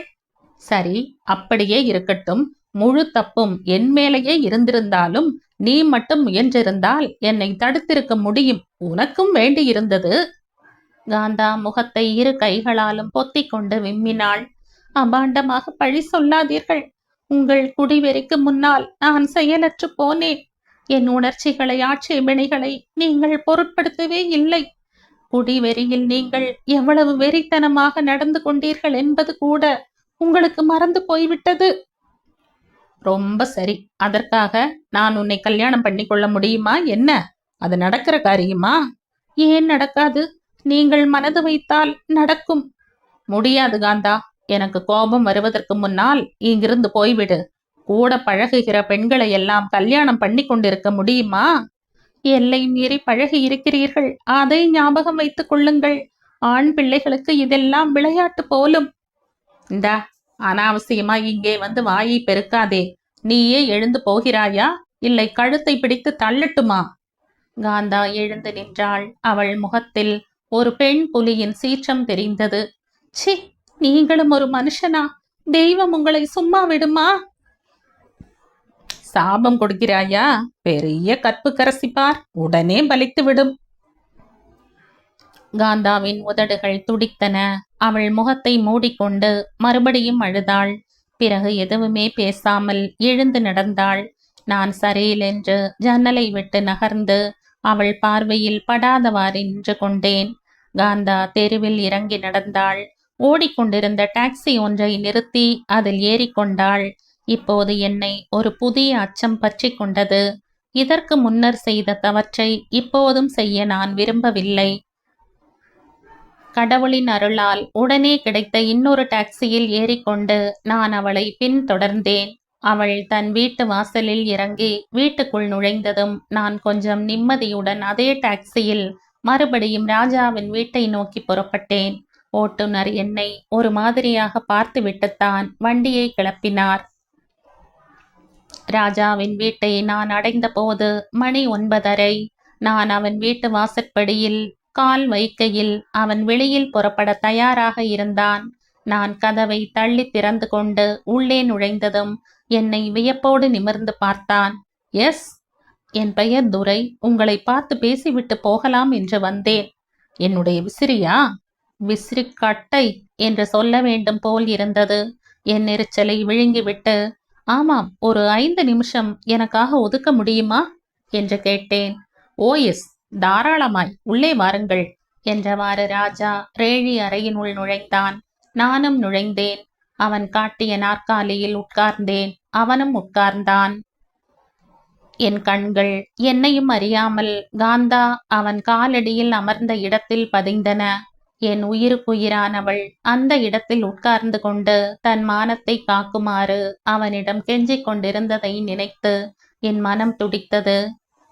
தெருவை நோக்கி இருந்த ஜன்னலுக்கு நேர் எதிரே சுவரோரமாக தண்ணீர் பானை வைக்கப்பட்டிருந்ததை கண்டதும், குடிக்க கொஞ்சம் தண்ணீர் தருகிறீர்களா என்றேன். அவன் பானையை நோக்கி சென்றதும் தெருவை நோக்கி இருந்த ஜன்னலை நான் ஓசைப்படாமல் மூடினேன். தண்ணீர் குவளையோடு திரும்பிய ராஜா கொஞ்சம் திடுக்கிட்டான். ஜன்னலை ஏன் மூடுகிறீர்கள்? உங்களிடம் நான் பேசப் போகிற விஷயம் ரொம்ப அந்தரங்கமான விஷயம். அக்கம் பக்கத்தில் யார் காதிலும் நம் பேச்சு விழக்கூடாது என்பதற்காகத்தான் கதவை சாத்தினேன். தண்ணீரை குடித்துவிட்டு நிமிர்ந்த நான் அவன் முகத்தில் வெளிரல் தோன்றியது உண்மையாகத்தானா அல்லது என் கற்பனையா என்பது புரியாமல் சில வினாடிகள் அளப்பது போல் அவனை உற்று பார்த்தேன். சொல்லுங்கள், காந்தா விஷயமாய் உங்களை கண்டு பேசிவிட்டு போகலாம் என்று வந்தேன். நான் என் ஆத்திரத்தை மனதின் ஒரு மூலையில் மூட்டை கட்டி வைத்துவிட்டு கூடியவரை குரலை அமைதியாக்கி கொண்டு பேசினேன். ஆயினும் அந்த அமைதியை பார்த்துவிட்டு அவன் என்னை பற்றி தப்பு கணக்கு போட்டுவிடக்கூடாது, சாது என்று நினைத்துவிடக் கூடாது என்பதற்காக என் குரலில் ஒரு அழுத்தம் இருக்கும்படியாகவும் பார்த்து கொண்டேன். எனது பீடிகையை கேட்டதும் அவன் முகத்தில் பீதி படரும் என்று எதிர்பார்த்த நான் அவன் கண்களில் பளிச்சென்று தோன்றி மறைந்த கன நேர மாறுதலை கண்டதும் சராசரிக்கும் மேற்பட்ட ஆண் பிள்ளை அவன் என்று கண்டு கொண்டேன். எதற்கும் துணிந்தவன் என்று பட்டது. எந்த காந்தா? ஓ, காந்தா என்கிற பேரில் பல பெண்களோடு உங்களுக்கு பழக்கமாக்கும். நான் சொல்வது கொஞ்ச நேரத்துக்கு முந்தி இங்கே வந்துவிட்டு போனாளே அந்த காந்தாவை பற்றி. என் குரலில் ததும்பிய கிண்டல் அவனது படர்ந்த முகத்தில் கடுகடுப்பை தோற்றுவித்தது. மிஸ்டர் என்று அடித்தொண்டையில் கூவியவாறு எழுந்த அவன் தோள்களை அழுத்தி நான் அவனை நாற்காலியில் இருத்தினேன். உங்களோடு சண்டை கிண்டை போடுவதற்காக நான் வரவில்லை. அதற்கெல்லாம் தேவை இருக்காது என்கிற நம்பிக்கையோடு நான் வந்திருக்கிறேன். நீங்கள் எங்கேயோ புறப்பட்டு கொண்டிருக்கிறீர்கள். வளவளவென்று பேசி உங்கள் நேரத்தை வீணாக்க நான் விரும்பவில்லை. ஒரே ஒரு வார்த்தையில் பதில் சொல்லிவிட்டீர்களானால் நான் இங்கிருந்து போய் விடுவேன். அந்த ஒரு வார்த்தை எஸ் என்பதாக இருக்க வேண்டும். அதை மட்டும் ஞாபகம் வைத்துக் கொள்ளுங்கள். இப்போது எதற்கு அடி போடுகிறீர்கள்? நான் எதற்கும் அடி போடுவதற்காக இங்கே வரவில்லை. உங்களுடைய பொறுப்பை ஞாபகப்படுத்துவதற்காகவும் இந்த மாத முடிவுக்குள் நீங்கள் காந்தாவை கல்யாணம் பண்ணிக்கொள்ள உங்களிடம் வாக்குறுதி வாங்கி கொண்டு போவதற்காகவுமே வந்தேன். ஆமாம், காந்தாவுக்காக வக்காலத்து வாங்கி கொண்டு இவ்வளவு தூரம் பேசுகிற நீ யாரு? நீ என்ற மரியாதையற்ற விழிப்பினால் பாதிக்கப்பட்டதாக காட்டிக்கொள்ளாமல் நான் நிதானமாக பதில் சொன்னேன். காந்தாவுடைய சகோதரன். இப்படி ஒரு அண்ணன் தனக்கு இருக்கிறதாய் காந்தா என்னிடம் சொன்னதே இல்லையே. அதற்கு அவசியம் இருந்திருக்காது. நீ அவளுடைய சகோதரனாய் இருக்க முடியாது. அவள் தன் தகப்பனாருக்கு ஒரே மகளாயிற்றே. கூட பிறந்தால் தான் சகோதரன் என்றால் நான் அவளுடைய சகோதரன் இல்லைதான். ஓ, ஐசி, உடன் பிறவா சகோதரனா? நான் பதில் சொல்லவில்லை. காந்தாவை நீங்கள் கல்யாணம் பண்ணி கொண்டீர்களானால் கிட்டத்தட்ட 500,000 சொத்துக்கு அதிபதி ஆகலாம். ஆசை காட்டுகிறாயா? என் தகப்பனார் சொத்து 2 லட்சம் தேரும். அது தெரியுமா உனக்கு? நான் சினிமா டிராமாவிலே நடித்து புகழ் பெறும் நோக்கத்துடன் தான் சென்னைக்கு வந்தேன். பணத்துக்காக இல்லை. பணம் என்னிடம் ஏராளமாக இருக்கிறது. காந்தாவை மணந்து கொள்வதால் கிடைக்கக்கூடிய பணம் அவனுக்கு ஒரு பொருட்டன்று என்பது தெரிந்ததும் என் மனம் திடுக்கிட்டது. பணத்துக்காக கூட அவளை ஏற்க அவன் தயாராக இல்லை என்கிற நிலையில் காந்தாவின் கௌரவம் பறிபோய்க் கொண்டிருந்த கேவலம் என்னை அச்சுறுத்தியது. பணத்துக்கே மசியாதவன் வேறு எதற்கு மசிய போகிறான் என்கிற நினைப்பால் என் மனதில் ஏமாற்றம் நிறைந்தது. நெஞ்சு கொதித்தது. பணத்துக்காக இல்லாவிட்டாலும் அவள் வாழ்க்கைக்கு வழி வகுக்க வேண்டிய பொறுப்பு உங்களுக்கு இருக்கிறது இல்லையா? நான் எந்த வகையிலே பொறுப்பு? அவள் வயிற்றில் வளர்ந்து கொண்டிருக்கிற குழந்தைக்கு தகப்பன் என்ற முறையில் அந்த குழந்தைக்கு நான் தான் தகப்பன் என்று கூசாமல் நீ எப்படி சொல்லலாம்? என்ன? நான் என்னையும் அறியாது நாற்காலியின் முன்னடிக்கு நகர்ந்தேன். நான் கொஞ்சம் கொஞ்சமாக இழந்து கொண்டிருந்த பொறுமை இப்போது என்னை விட்டு பெரும்பாலும் நழுவி சென்று விட்டது. எனக்கு வந்த ஆத்திரத்தில் அவன் மென்னியை திருகிவிட வேண்டும் போல் இருந்தது. ஆயினும் காந்தாவின் நன்மையை உத்தேசித்து அவனோடு கொஞ்சம் பொறுமையாகவும் உருக்கமாகவும் தான் பேச வேண்டும் என்கிற முடிவுக்கு நான் வந்தேன். எனவே உங்களுக்கு இப்போது மனசு சரியில்லை என்று நினைக்கிறேன்.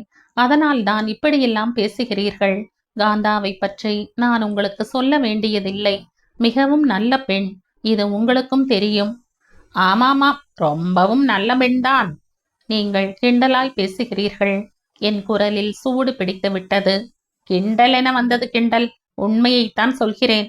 அவள் வயிற்றில் வளர்ந்து கொண்டிருக்கிற குழந்தை என்னுடையதுதான் என்று நீ எப்படி அவ்வளவு நிச்சயமாய் சொல்லலாம்? அவள் சொன்னதை வைத்துத்தானே? என் ரத்தம் கொதித்தது. அவள் என்ன பெரிய பத்தினி பெண்ணா? நான் என்னையும் அறியாமல் எழுந்து நின்றேன். என் கைகளின் நடுக்கத்தை அவன் பார்த்து விடாதிருப்பதற்காக கால் சராய் பைகளில் நுழைத்து கொண்டேன். உச்சந்தலையில் இருந்து உள்ளங்கால் வரை என் உடம்பு உள்ளூர உதறி கொண்டிருந்தது. விபரீதமாக நடந்து கொள்ள தூண்டும் கொலை வெறி என்னை பிடித்து ஆட்டிக் கொண்டிருந்ததை நான் உணர்ந்தேன். என்னுடைய நன்மையை உத்தேசித்து, ஏன் காந்தாவின் நன்மையை உத்தேசித்தும் தான் நான் மேற்கொண்டு பேச்சை தொடராமல் அவ்விடத்தை விட்டு நகர்ந்து விடுவதுதான் விவேகம் என்று அறிவு சொல்லிற்று. அறிவின் திண்மையை விட மனதின் வெறிகளும் மாத்திரமும் ஓங்கி இருந்தமையால் பின்னோக்கி ஒரு அடி கூட எடுத்து வைக்க முடியாத நிலையில் நான் இருந்தேன். ஈவிரக்கமோ நேர்மையோ கடுகளவும் இல்லாத அவனது திமிர் நிறைந்த கேள்வியும், நாக்கில் பல்லை போட்டு அவனதை கேட்ட தினசில் வெளிப்பட்ட கிண்டலும் சில வினாடிகளுக்கு என் வாயை கட்டி போட்டு விட்டன. பேச நினைத்ததை எல்லாம் பேச இயலாதபடி தொண்டை வலித்தது. 2-3 தடவை எச்சிலை கூட்டி விழுங்கிய பிறகுதான் குரல் எழும்பிற்று. மிஸ்டர் ராஜா, இந்த மாதிரி ஒரு தப்பு நேர்ந்ததற்கு முழு பொறுப்பும் காந்தாவினுடையதாகவே இருக்கட்டும். அதற்காக இந்த நிலையில் இருக்கிற ஒரு பெண்ணை நீங்கள் கைவிட்டு விடுவது சரியா? அதில் உங்களுக்கு பங்கு இல்லையா? காந்தாவுடைய மானத்தை காக்க வேண்டியது உங்களுடைய கடமை இல்லையா? காந்தாவுக்கு இந்த மாதிரி ஒரு இக்கட்டு ஏற்படாமல் இருந்திருந்தால் என்னை கல்யாணம் பண்ணிக்கொள்வதை பற்றி அவ்வளவு குறிப்பாக இருக்க மாட்டாள். நாம் செய்துவிட்ட தப்பு 4 பேருக்கு தெரிந்து போய்விட்ட நிலையில்தான் மான அவமானங்களை பற்றி நாம் யோசிக்கிறோம். இந்த மாதிரி ஏற்படாமல் இருந்திருந்தால் அவள் யாரை வேண்டுமானாலும் மணந்து கொள்ளக்கூடியவள்தான். நாம் செய்துவிட்ட தப்பு 4 பேருக்கு தெரிந்து போய்விட்ட நிலையிலேதான் மானத்தை பற்றி யோசிக்கிறோம் என்கிற தத்துவம் உங்களை போன்ற மனசாட்சி இல்லாதவர்களுக்கு வேண்டுமானால் பொருந்தும். காந்தா ஒரு பெண். காதல் என்பது நமக்கெல்லாம் எவ்வளவுக்கெவ்வளவு உடம்பு சம்பந்தப்பட்டுள்ளதோ அவ்வளவுக்கவ்வளவு அது அவர்களுக்கு மனசு சம்பந்தப்பட்டது என்கிற உண்மை உங்களை ஒத்த உல்லாச பேர்வழிகளுக்கு தெரிந்திருக்க நியாயமில்லைதான். நான் உங்களுக்கு ஒன்று சொல்கிறேன். காந்தா ரொம்ப நல்லவள். அவளை மணந்து கொள்வதற்கு கொடுத்து வைத்திருக்க வேண்டும். நான் அதிகப்படியாக ஏதாவது பேசி இருந்தால் என்னை மன்னித்து நீங்கள் உடனே அவளை ஏற்றுக்கொள்ள வேண்டும். மானத்து கஞ்சி அவள் உயிரை மாய்த்து கொண்டால் அந்த பாவம் உங்களுக்கு இல்லையா? ராஜாவின் மலப்புருவம் ஏறி இறங்கிற்று. அவன் மறுபடியும் ஒரு சிகரெட்டை பற்ற வைத்து கொண்டான். மிஸ்டர், உங்கள் பேர் என்னவென்று சொன்னீர்கள்? துரை. மிஸ்டர் துரை, நான் உங்களுக்கு ஒன்று சொல்லட்டுமா? மானத்து கஞ்சி உயிரை விடுவதெல்லாம் மடத்தனம் என்று அவளுக்கு எடுத்து சொல்லுங்கள். இந்த மாதிரி நிலைக்கு ஆளான பிறகு நடந்ததை மறந்துவிட்டோ அல்லது தப்பு நடந்ததற்கான ஆதாரத்தையே அழித்து விட்டோ வேறு ஒருவனை மணந்து கொண்டு வாழ்ந்து கொண்டிருக்கிற எத்தனையோ பெண்களை எனக்கு தெரியும். இருக்கலாம். ஆனால் அம்மாதிரியான பெண்களை விரல் விட்டு எண்ணிவிட முடியும். காந்தா அந்த மைனாரிட்டி குரூப்பை சேர்ந்தவள் அல்லள். அதனால் தான் நான் அவளுக்காக வாதாட வந்திருக்கிறேன். ராஜா எழுந்து சென்று அலமாரியை திறந்து எதையோ பொட்டலம் கட்டி எடுத்து வந்து என்னிடம் நீட்டினான். என்ன? மாத்திரைகள் 2 சாப்பிட்டால் போதும். 3 மாதத்து கேஸ் கூட சரியாக போய்விடும். இது 2 மாதத்து கேஸ் தானே? அழகிய தோற்றமும் அசிங்கமான உள்ளமுமாக என் எதிரில் நின்று கொண்டிருந்த அவனை வெட்டி சாய்த்து விட வேண்டும் போலிருந்தது. அந்த மாத்திரைகளை அவன் கைவசம் வைத்திருந்ததே அவனது கரை படிந்த மனதையும் இம்மாதிரியான சங்கதிகளுக்கு அவன் பழக்கப்பட்டவன் என்பதையும் தெரியப்படுத்தியது. உங்கள் குழந்தையை நீங்களே கொல்ல சொல்கிறீர்களே, அது பாவமில்லையா? அவன் பற்கள் தெரிய கேலியாக சிரித்தான். I don't believe in such silly sentiments. பாவமாவது மண்ணாங்கட்டியாவது you seems to belong to the 18th century. சுத்த 10ஆம் பசலியா இருக்கிறீர்களே. இந்தாருங்கள், பிடியுங்கள் சொல்கிறேன். என்னை நோக்கி நீண்டிருந்த அவன் கையை முறித்து கன்னத்தில் பளார் பளார் என்று 4 அறை அறைந்து அவனை குப்புற தள்ளி ஏறி மிதிக்க வேண்டும் போல் இருந்தது. இப்பேற்பட்ட கல் நெஞ்சனையா இந்த காந்தா விரும்புகிறாள் என்கிற அதிர்ச்சியோடு நான் கண் கொட்டாமல் அவளை பார்த்தேன். வாங்கிக் கொள்ளுங்கள்.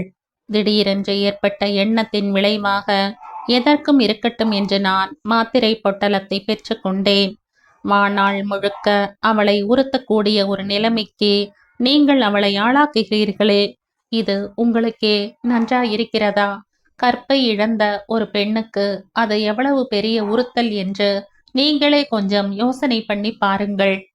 கற்பாவது கத்திரிக்காயாவது இதெல்லாம் நாமாக பண்ணிக்கொள்கிற கற்பனைகள். ஆண்களுக்கு கூட கற்பு நெறி வேண்டும் என்கிற கட்சியை சேர்ந்தவன் நான். நீங்களோ பெண்களுக்கு கூட அது வேண்டாம் என்கிறீர்கள். சரி, நான் வருகிறேன். நீங்கள் செய்ய சொல்கிற காரியத்தை காந்தா செய்வாள் என்று எனக்கு தோன்றவில்லை.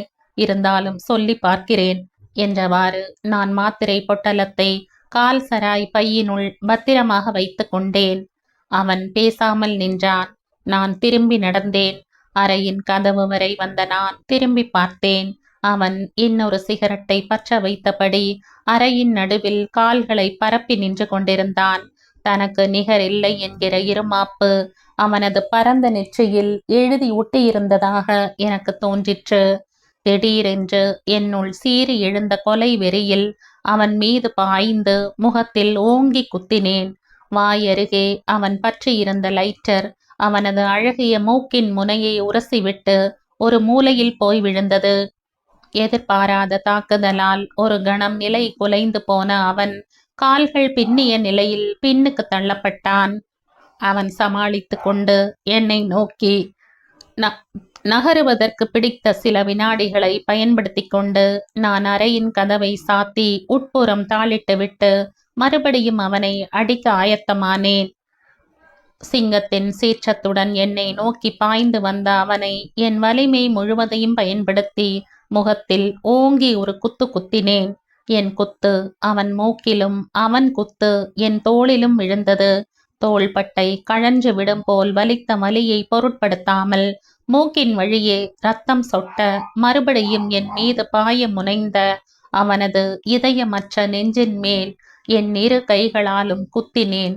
குத்து கொஞ்சம் வலுவாகவே விழுந்து விட்டதாலோ என்னவோ நான் சிறிதும் எதிர்பாராத முறையில் அவன் மல்லாந்து விழுந்தான். ஒரு கையால் தனது நெஞ்சை அழுத்தி பிடித்தபடி, நெஞ்சில மட்டும் அடிக்காத, எனக்கு ஹார்ட் கொஞ்சம் வீக் என்று அவன் முறையிட்ட போது எனக்கே பாவமாக இருந்தது. அவன் வயிற்றில் மிதித்துவிட்டு, ஹார்ட் என்று கூட உனக்கு ஒன்று இருக்கிறதா என்று கேட்டேன். நான் அயர்ந்தாற் போல நின்ற துணிச்சலில் அவன் சட்டென்று எழுந்து மறுபடியும் என் தோளில் கழுத்தருகே குத்தினான். மறுவினாடி நாங்கள் இருவரும் அந்த அறையில் கட்டி புரண்டோம். எனக்கும் சரியான அடிதான்.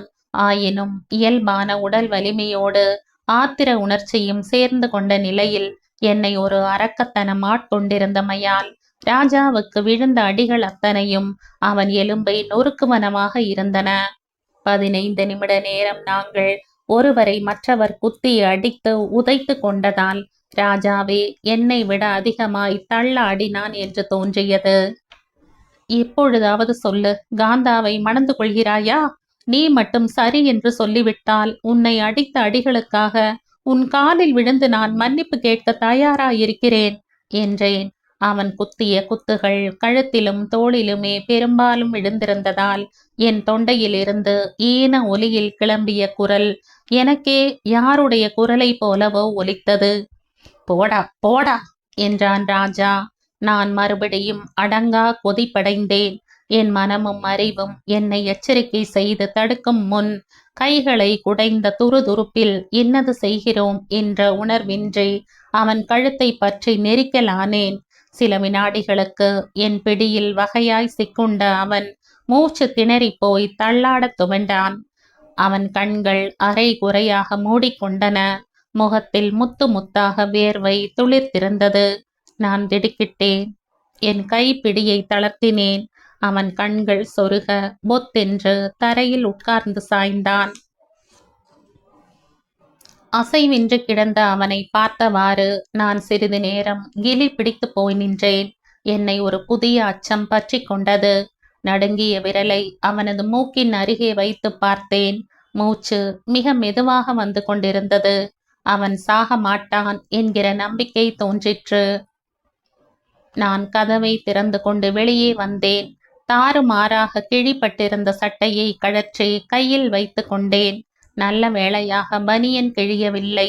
விண் விண் என்று தெரித்த வலியை பொருட்படுத்தாமல் சமாளித்து கொண்டு விடு விடுவென்று நடந்தேன். ஷெட்டுக்கு போய் கொண்டிருந்ததாக சொல்லி வர மறுத்த டாக்ஸிக்காரருக்கு அதிகப்படியாக பணம் தருவதாக கூறி டாக்ஸியில் ஏறி வீடு நோக்கி புறப்பட்டேன்.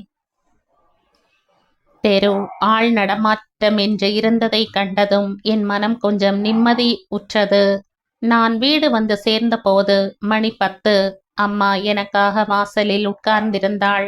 என் நடையில் தெரிந்த தள்ளாட்டத்தை கண்டதும் அவள் முகத்தில் திடுக்கீடு தோன்றியது. என்னடா, ஏன் இப்படி நடக்கிறே? முகமெல்லாம் கருத்து கிடக்கிறதே. யாரோட சண்டை? என்ன சண்டை? சத்தம் போடாம உள்ளவா. வழியில பஸ்ல ஒரு தகராறு. காலையில எல்லாம் விவரமா சொல்றேன். இப்ப எனக்கு ரொம்ப அலுப்பா இருக்கு. சாப்பிட வருகிறாயா? அதுவும் இல்லையா? சாப்பிடுகிற மாதிரி இல்லை. என்னடா சொல்லுகிறாய்? பசி இல்லையம்மா என்றால் அதற்காக ஏன் இப்படி கத்துகிறாய்? அம்மா என்னை வினோதமாக பார்த்துவிட்டு ஏதோ முனகியவாறு போனாள். நான் என் அறைக்கு சென்று யூக்கலிப்டஸ் தைலத்தை வலித்த இடங்களிலெல்லாம் தடவிக்கொண்டேன். எனக்கு உடனே காந்தாவை பார்க்க வேண்டும் போல் இருந்தது.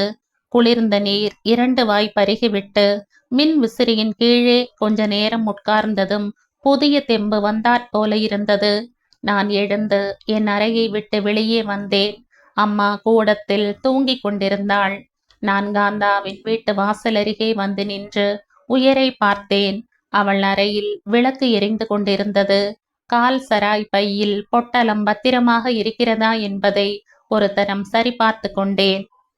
வாசற்படியில் உட்கார்ந்திருந்த வேலைக்காரன், என்ன ஐயா என்று கேட்டான். காந்தா அம்மாவை நான் உடனே பார்த்து பேச வேண்டும். நான் வரலாமா என்று கேட்டு தெரிந்து கொண்டு வந்து சொல்லு. ரொம்ப அவசரம் என்று சொல்லு. வேலைக்காரன் சிறிது நேரத்துக்கெல்லாம் திரும்பி வந்து, அம்மா உங்களை மேலே வர சொன்னார்கள் என்று தெரிவித்தான். நான் மாடிப்படிகளில் ஏறத் தொடங்கினேன். காந்தாவின் அறையை நான் அடைந்த போது அவள் சாய்வு நாற்காலியில் சாய்ந்து படுத்திருந்தாள். முகம் கஞ்சை சிவந்திருந்தது. கண்கள் இடுங்கி இருந்தன. அவள் வெகுநேரம் அழுதிருக்க வேண்டும் என்று தோன்றியது. என் இதயத்துக்கு மிக அருகில் இருக்கிறவள் இதயமற்ற ஒருவனை விரும்பி கண்ணீரும் கம்பலையுமாக இருக்கும் கோலத்தை பார்க்க பார்க்க என் மனம் துடியாய் துடித்தது. காலடி ஓசை கேட்டதும் காந்தா நிமிர்ந்து உட்கார்ந்தாள். நான் அறைக்குள் நுழைந்தது தெரிந்ததும் என்னை நிமிர்ந்து பார்க்க துணிவில்லாதவள் போல அவள் தரையை பார்த்தாள். நான் நாற்காலியை இழுத்து போட்டுக்கொண்டு உட்கார்ந்தேன். அப்பா இல்லையா? இல்லை, பிசினஸ் விஷயமாய் டெல்லிக்கு போயிருக்கிறார். ஆமாம், யூக்கலிப்டஸ் ஆயிலா தடவி கொண்டிருக்கிறாய். ஏன், உடம்பு சரியில்லையா? ஆமாம், அது போகட்டும். உன் கண்ணெல்லாம் ஏன் சிவந்திருக்கிறது? அழுதாயா? காந்தா பதில் சொல்லவில்லை. காந்தா, உன்மேல் உண்மையான அன்பு வைத்திருக்கிற ஒரு நண்பன் என்கிற முறையில் தான் இப்போது நான் உன்னோடு பேச வந்திருக்கிறேன். அன்றைக்கு என் மேல் உனக்கு வந்த கோபம் இன்னும் தணியவில்லை என்று நினைக்கிறேன். அதையெல்லாம் நான் உடனே மறந்துவிட்டேன் துரை. உண்மையை சொல்லப்போனால். காந்தா முடிக்காமல் அரை குறையாக நிறுத்தினாள். துயரம் தொண்டையை அடைத்திருக்க வேண்டும் என்று தோன்றிற்று. குரலை சரி செய்து கொள்ள சிறிது நேரம் எடுத்து கொள்ளட்டும் என்கிற நினைப்போடு நான் அவளையே பார்த்து கொண்டிருந்தேன். அவள் பேசாமலே உட்கார்ந்திருந்ததால் நான் கேட்டேன். உண்மையை சொல்லப்போனால் நீதான் என் மேல் கோபித்து கொள்ள வேண்டும். நீதான் என்னை மன்னிக்க வேண்டும். அன்றைக்கு உன்னிடம் எவ்வளவு கடுமையாக பேசிவிட்டேன். காந்தாவின் இடுங்கிய கண்கள் கண்ணீரால் நிறைந்தன. அதெல்லாம் கிடக்கட்டும். இப்போது உன்னிடம் மன்னிப்பு கேட்பதற்காக நான் வந்திருக்கிறேன். காந்தா, நான் சொல்ல போகிற விஷயத்தை நீ பதறாமல் கேட்க வேண்டும். சொல்லு. நான் நேரே ராஜாவின் அறையிலிருந்து வருகிறேன். காந்தா நிமிர்ந்து உட்கார்ந்தாள். அவள் பார்வையில் தொக்கி நின்ற அத்தனை கேள்விகளும் எனக்கு புரிந்தன. எதற்கு போயிருந்தாய்? அவரை பற்றி நான் கேள்விப்பட்டிருந்த பயங்கரமான விஷயங்கள் எல்லாம் உண்மைதானா என்று தெரிந்து கொள்வதற்காகத்தான். அது சரி, நீ எதற்காக அழுது கொண்டிருந்தாய்? எதற்கோ அழுது கொண்டிருந்தேன். நான் பெண்ணாய் பிறந்ததை நினைத்து. அது போகட்டும், போய் அவரை பார்த்து பேசினாயா? பேசினேன். வாயாலே பேசி பார்த்ததாலேயே அந்த ஆளை பற்றி நான் கேள்விப்பட்டிருந்ததெல்லாம் உண்மைதான் என்று தெரிந்து கொண்டேன். உன்னை மணந்து கொள்ளப் போவதில்லை என்றார். வாயால் வார்த்தையாய் பேசி மசிய வைக்க பார்த்தேன், முடியவில்லை. கையால் பேசிவிட்டு வந்திருக்கிறேன். அதனாலே ஏற்பட்ட வீக்கங்களுக்காகத்தான் யூகலிப்டஸ் தைலம் தடவி கொண்டிருக்கிறேன். எந்த ஆளுக்கும் சரியான அடி சமுத்தியாய் வாங்கி கொண்டான் என் கையாலே. காந்தாவின் முகத்தில் விளைந்த மாறுதல்கள் எழுத்தால் விளக்கக்கூடியவை அல்ல. நான் செய்துவிட்டு வந்திருந்த வேலைக்காக என் மீது அவளுக்கு மனத்தாங்கல் இல்லை என்பது மட்டும் தெளிவாக தெரிந்தது. நான் தொடர்ந்தேன். என்ன திமிராய் பேசினான் தெரியுமா அந்த மனுஷன்? அவன் மனுஷனா முதலில்? ஏக வசனத்தில் பேசுவதற்காக என்னை மன்னித்துக் கொள் காந்தா. நீ எப்போது அங்கு போனாய் துரை? நீ டாக்ஸியிலே வந்து இறங்கின போது மணி என்ன இருக்கும்? 9 இருக்கும். அப்படியானால் 9:10 அல்லது 9:15 நான் வீட்டை விட்டு கிளம்பினேன் என்று வைத்துக்கொள்ளேன். தான் ராஜாவிடம் வாதாடி தோற்றுவிட்டு வந்ததெல்லாம் எனக்கு தெரிந்திருக்காது என்கிற நிம்மதி அவள் முகத்தில் தோன்றிற்று. என்ன பேசினாய் துரை அவரோடு? இந்த மாதிரி காந்தாவுடைய வருங்கால கணவரை பார்த்து பேசும் ஆவலோடு வந்திருக்கிறதாய் சொன்னேன். சொன்னதும் எந்த காந்தா என்று ரொம்ப திமிராய் கேட்டான். காந்தா என்கிற பெயரில் உங்களுக்கு பல பெண்களோடு பழக்கமாக்கும் என்று நானும் திமிராகவே கேட்டேன். எங்களுக்குள்ளே வார்த்தை தடித்தது. உன்னை மணந்து கொள்வதென்பது நடக்காத காரியம் என்று அவன் திட்டவட்டமாய் சொல்லவும் நான் பொறுமை இழந்து அவன் மேல் பாய்ந்தேன். எங்கள் இருவருக்கும் இடையே சரியான குஸ்தி நடந்தது. நான் தான் ஜெயித்தேன். அரை மயக்கத்தில் அவனை அடித்து போட்டுவிட்டு ஓடி வந்துவிட்டேன். என்னை ஒரு மாதிரியாய் பார்க்கிறாய்? உயிருக்கு ஒன்றும் ஆபத்து இல்லை. அந்த அளவுக்கு நான் போவேனா? கொஞ்ச நேரத்தில் மயக்கம் தெளிந்து எழுந்து விடுவான். என் மேலே கேஸ் கூட போட்டாலும் போடுவான். நீ யார் என்று உன்னை கேட்கவில்லையா? கேட்டான். காந்தாவின் சகோதரன் என்று சொன்னேன். உடன்பிறவா சகோதரனா என்று ரொம்ப கிண்டலாய் கேட்டான். உனக்கு பிரியமான ஒருவரை தொட்டு அடித்ததற்கு உன்னிடம் மன்னிப்பு கேட்பதற்காகவும் நடந்தது எல்லாம் சொல்லிவிட்டு போவதற்காகவும் தான் இப்போது வந்தேன்.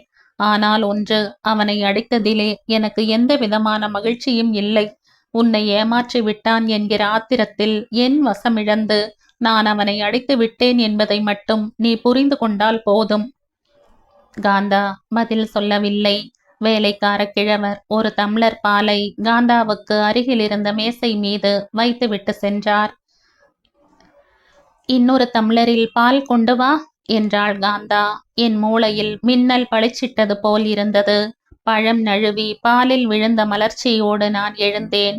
அவருக்கு எதற்கு தொந்தரவு? நானே போய் எடுத்து கொண்டு வருகிறேன் என்று சொல்லிவிட்டு நான் கிழவரை பின்தொடர்ந்தேன். போகிற வழியில் கால் சராய் பையில் இருந்த பொட்டலத்தை பிரித்து மாத்திரைகளை எடுத்துக்கொண்டேன். பால் டம்ளரை தரையில் வைத்துவிட்டு மாத்திரைகளை நான் அம்மியில் பொடிக்கலானேன். என்ன சாமி?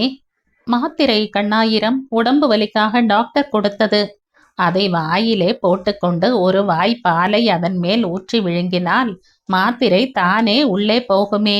அதை ஏன் பொடி பண்ணுகிறீர்கள்? கொஞ்சம் பெரிய மாத்திரை கண்ணாயிரம். முழுசாக விழுங்க முடியாது. தொண்டையிலே சிக்கிக் கொள்ளும். நன்றாக பொடித்து பாலிலே போட்டு குடித்தால் நல்லதுதானே? ஆமாம். காந்தம்மா சாப்பிட்டார்களா? இல்லை, பசி இல்லை என்று சொல்லிவிட்டார்கள். சாமி, உங்கள் அண்டை ஒரு சங்கதி சொல்ல வேண்டும். சொல்லு. இன்றைக்கு அம்மா அழுதிருப்பார்கள் போல் இருக்கிறது. என்ன காரணம் என்று தெரியவில்லை. நீங்கள் கேட்டு பாருங்கள், உங்களிடம் சொல்லும். கேட்கிறேன். காந்தாவுக்கு என் மேல் உள்ள ஈடுபாட்டில் கிழவர் கொண்டிருந்த நம்பிக்கையை கண்டு நான் பூரித்து போனேன்.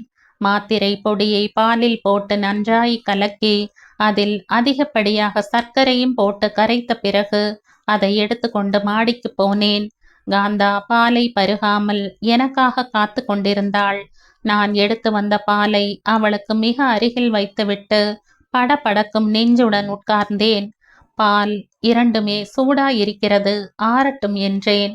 நாங்கள் இருவரும் அவரவர் சிந்தனையில் ஆழ்ந்தபடி சிறிது நேரம் வெறுமையை வெறித்து பார்த்து கொண்டு உட்கார்ந்திருந்தோம். முதலில் கொளர்ந்து வைக்கப்பட்ட பாலை எடுத்து பருகியபடி, என்ன செய்ய போகிறாய் காந்தா என்று கேட்டேன். காந்தா என்னை நேருக்கு நேர் பார்க்காமல், என்ன செய்ய சொல்கிறாய் துரை என்று கேட்டாள். முதலில் பாலை எடுத்து குடி, அப்புறம் அதை பற்றி யோசிப்போம். ஆமாம், நீ சாப்பிடக்கூட இல்லையாமே? பசி இல்லை. நீ சாப்பிடாதது என் அம்மாவுக்கு தெரியுமா? தெரியாது. உங்கள் அம்மா சமையல் பண்ணி வைத்து விட்டு வழக்கம் போல 7 மணிக்கெல்லாம் போய்விட்டார்களாம். அவர்கள் போன போது நான் வீட்டில் இல்லை. பாலை குடித்தவாறு காந்தா கேட்டாள். பால் ஒரே அடியாய் தித்திக்கிறதே, இவ்வளவு சர்க்கரையா போடுவது? இந்த கண்ணாயிரம் எப்போதும் இப்படித்தான். மார்பின் இறைந்த துடிப்பு எனக்கே கேட்டது. நான் அவள் சொன்னதை கவனியாதவன் போல இருந்தேன். பாலை குடித்து முடித்து அவள் தம்ளரை கீழே வைத்ததும் நான் நிம்மதியோடு பெருமூச்செறிந்தேன். ராஜா உனக்கு எழுதிய கடிதங்களில் ஏதாவது இருக்கிறதா? இல்லை, அவன் எனக்கு கடிதமே எழுதினதில்லை. நான் தான் அவருக்கு எழுதியிருக்கிறேன். அவன் எழுதிய கடிதம் ஏதாவது இருந்தால் அதை வைத்து அவனை மடக்கலாமே என்று பார்த்தேன். அவன் ரொம்ப சாமர்த்தியசாலி, ஜாக்கிரதைக்காரன், எ வெரி கன்னிங் மேன். கடிதம் எழுதினால் அகப்பட்டு கொள்வோம் என்பதனாலேயே அவன் உனக்கு எழுதாமல் இருந்திருக்கிறான். ரொம்ப உஷாராய் திட்டமிட்டு பழகியிருக்கிறான். பெரிய ஆள்தான். உள்ளத்தை நேசிக்க தெரியாதவனிடம் உள்ளத்தை பறிகொடுத்து விட்டு இந்த பெண் எப்படி ஏமாந்து போனாள்? காந்தா பதில் சொல்லாமலே இருந்தாள். மறுபடியும் சில வினாடிகளுக்கு நாங்கள் பேசாமலே உட்கார்ந்திருந்தோம். எனக்கென்னவோ அவனை மசிய வைக்க முடியும் என்று தோன்றவில்லை. உன்னுடைய அன்பை அடைவதற்கு துளியும் லாயக்கில்லாத ஒருவனை நினைத்து மனம் ஒடிந்து அழுவதில் அர்த்தமே இல்லை. பிராக்டிக்கலாய் சிந்தனை பண்ணி உன் மனசை தேற்றி கொள்ள வேண்டும். காலப்போக்கில் உன் மனசு மாறிவிடும் என்று நான் நம்புகிறேன். என் சொற்களை அவள் வினையாக பொருள் செய்து கொள்ளாதிருக்க வேண்டுமே என்கிற கவலை சட்டென்று தோன்றியது. அவளை தேற்ற முனைந்ததில் உட்கிடையான நோக்கம் எதுவும் எனக்கு இல்லை என்பதை அவளுக்கு உணர்த்தும் வகையில் ஏதாவது சொல்ல வேண்டும் என்றும் தோன்றியது. உன் அழகு, குணம் எல்லாவற்றுக்கும் பொருத்தமாய், முக்கியமாய் நீ காட்டுகிற அளவுக்கும் அதிகமாய் உன்மேல் அன்பு காட்டக்கூடிய ஒருவரை என்றாவது ஒரு நாள் நீ கட்டாயம் சந்திப்பாய். நடந்து போனது எல்லாம் ஒரு கெட்ட கனவாய் நினைத்து மறந்துவிடு காந்தா. மேற்கொண்டு பேச்சை வளர்த்தாமல், எரிகிற வீட்டில் பிடுங்கியது ஆதாயம் என்கிற முறையில் நான் அவளது மனமுடிந்த நிலையை எனக்கு சாதகமாய் பயன்படுத்தி கொள்ள முயல்வதாக அவள் நினைத்துவிடக் கூடாதே என்கிற விழிப்புணர்வோடு நான் சட்டென்று எழுந்து கொண்டேன். நான் வரட்டுமா?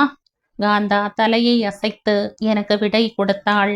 அவள் உடல்நிலை அதிக அளவுக்கு பாதிக்கப்படாமல் எல்லாம் நல்லபடியாக முடிய வேண்டும் என்கிற மனமார்ந்த வேண்டுதலோடு நான் அங்கிருந்து கிளம்பினேன். என் வீட்டு வாசல் அருகே நின்று திரும்பி பார்த்தேன். தன் அறையில் ஜன்னல் அருகே நின்றவாறு என்னை பார்த்து கொண்டிருந்த காந்தா நான் திரும்பி பார்ப்பேன் என்பதை எதிர்பாராததால் விளைந்த அதிர்ச்சியோடு ஜன்னலில் இருந்து அவசரமாக மறைந்தாள்.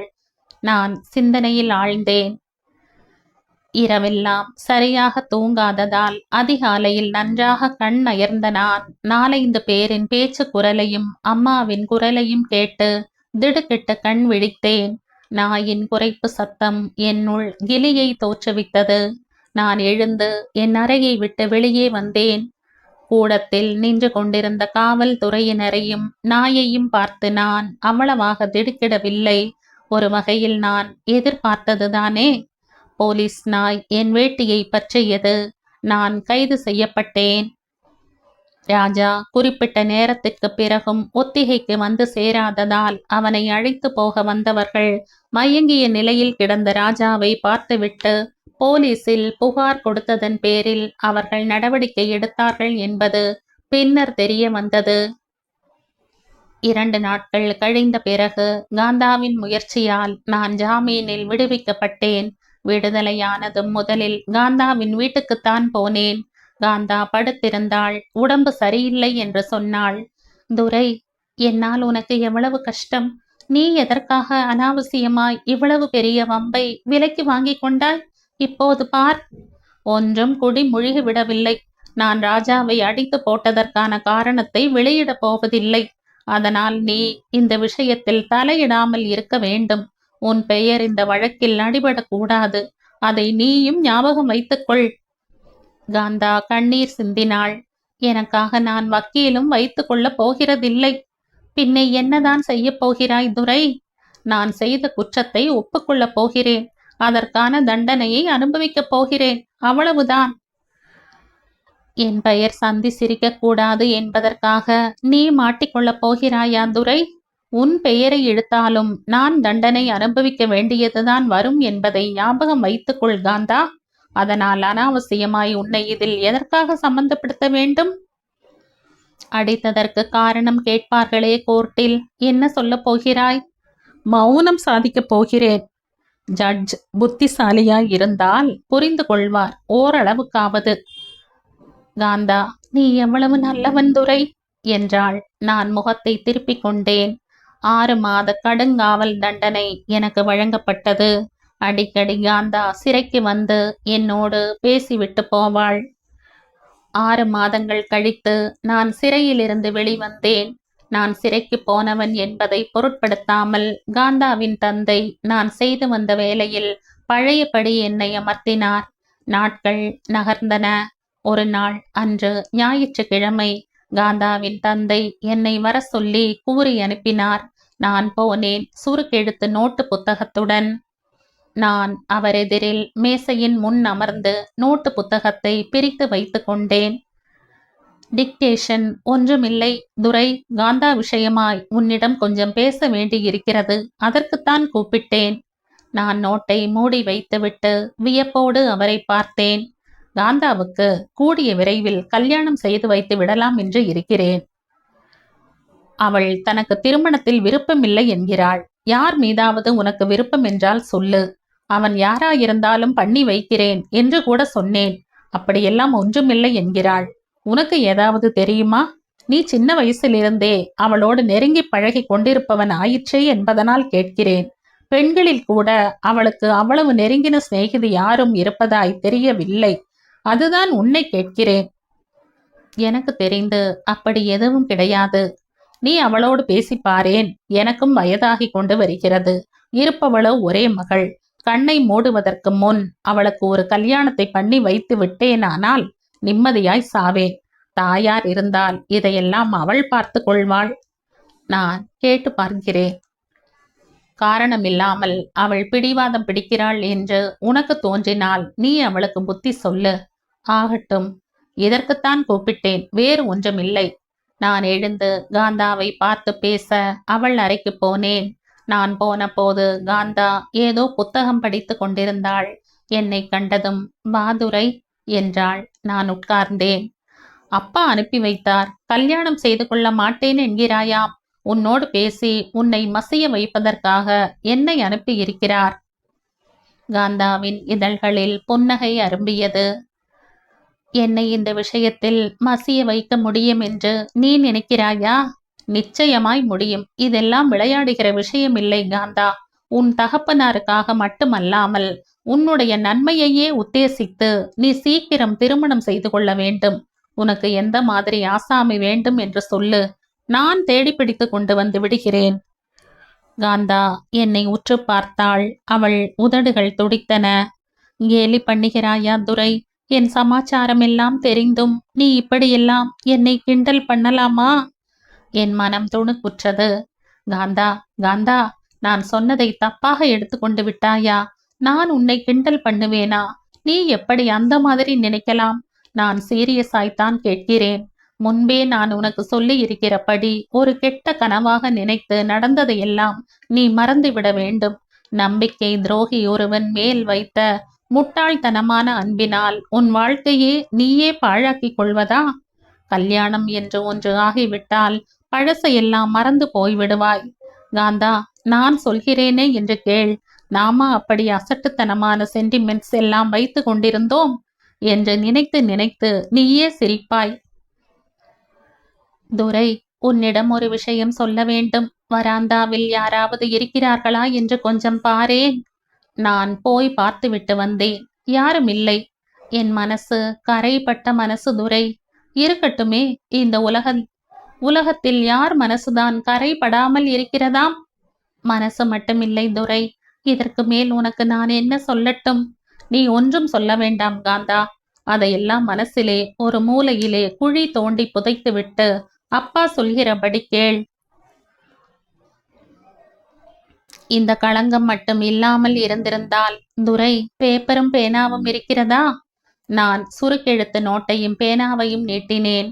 தனக்கு கரு சிதைவு ஆன செய்தியை அவள் அதில் ஆங்கிலத்தில் எழுதி காட்டினாள். நான் படித்துவிட்டு அந்த தாளை கிழித்து போட்டுவிட்டேன். அமைதி நிறைந்த என் தோற்றத்தை பார்த்துவிட்டு அவள் அதிர்ச்சி அடைந்திருக்க வேண்டும்.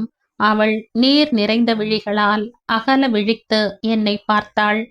இந்த களங்கம் மட்டும் இல்லாமல் இருந்திருந்தால் என்று என்னவோ சொல்ல ஆரம்பித்தாயே காந்தா, என்ன அது? எந்த வாயால் அன்று உன்னை வேண்டாம் என்று உதறினேனோ அதே வாயால் என்னை கல்யாணம் பண்ணி கொள்கிறாயா துரை என்று நானே உன்னை கேட்டிருப்பேன். என் மயிர் கால்கள் குத்திட்டு நின்றன. நான் வாய் இழந்து போய் உட்கார்ந்திருந்தேன். காந்தா தொடர்ந்தாள். ராஜாவை அடித்து போட்டுவிட்டு நீயும் நிறைய அடி வாங்கி கொண்டு உடம்பு பூராவும் யூக்கலிப்டஸ் ஆயிலை தடவிக்கொண்டு அன்று வந்தாயே, அன்றைக்கு ராத்திரியெல்லாம் தூங்காமல் அழுது கொண்டிருந்தேன். இந்த களங்கம் மட்டும் ஏற்படாமல் இருந்திருந்தால் ராஜாவை நான் விரும்பியதை மறந்து மன்னித்து என்னை ஏற்றுக்கொள்வாயா துரை என்று என் வெட்கத்தை விட்டு அப்போதே உன்னிடம் கேட்டிருப்பேன். ஆனால் அதற்கெல்லாம் நான் கொடுத்து வைக்கவில்லை. என்னை கல்யாணம் செய்து கொள்வதற்கு கொடுத்து வைத்திருக்க வேண்டுமா இல்லையா என்று எனக்கு தெரியாது. ஆனால் ஒன்று, அதற்கு நீ கொடுத்து வைக்கவில்லை என்றால் வேறு யாருமே கொடுத்து வைத்திருக்க முடியாது காந்தா. இப்போதும் ஒன்றும் குடிமூழ்கி போய்விடவில்லை.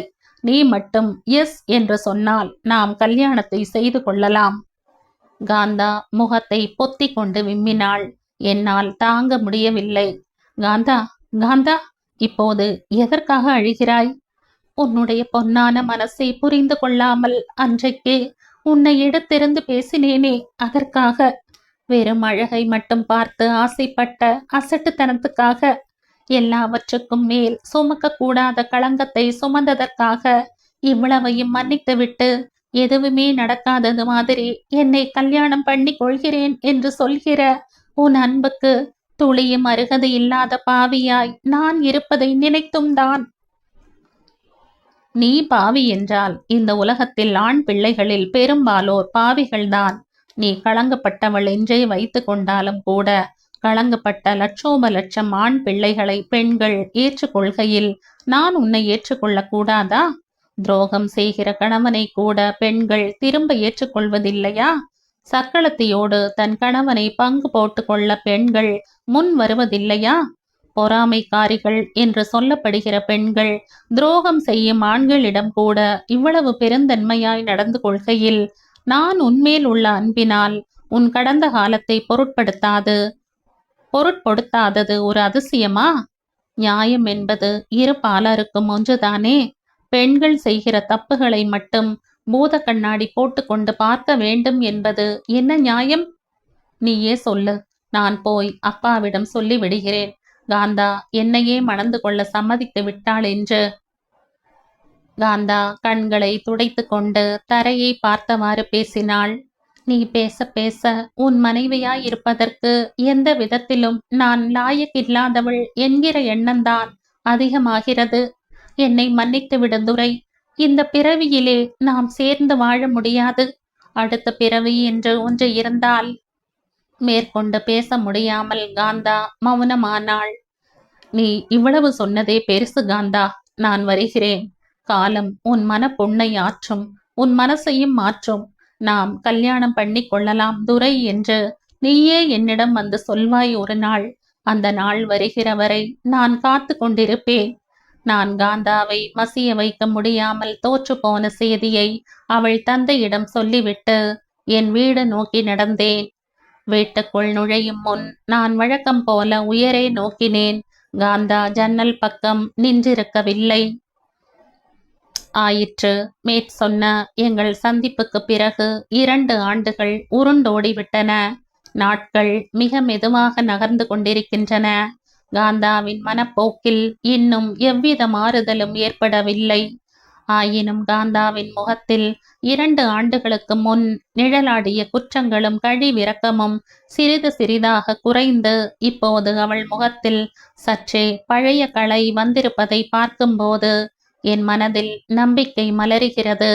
இந்த நம்பிக்கை காந்தாவுக்காக காலமெல்லாம் காத்திருக்க எண்ணும் பொறுமையை எனக்கு அளிக்கிறது. நாம் மணந்து கொள்ளலாம் துரை என்று அவள் தானாகவே முன்வந்து என்னிடம் சொல்லப் போகும் நாளை நம்பிக்கையோடு எதிர்பார்த்து நான் காத்திருக்கிறேன்.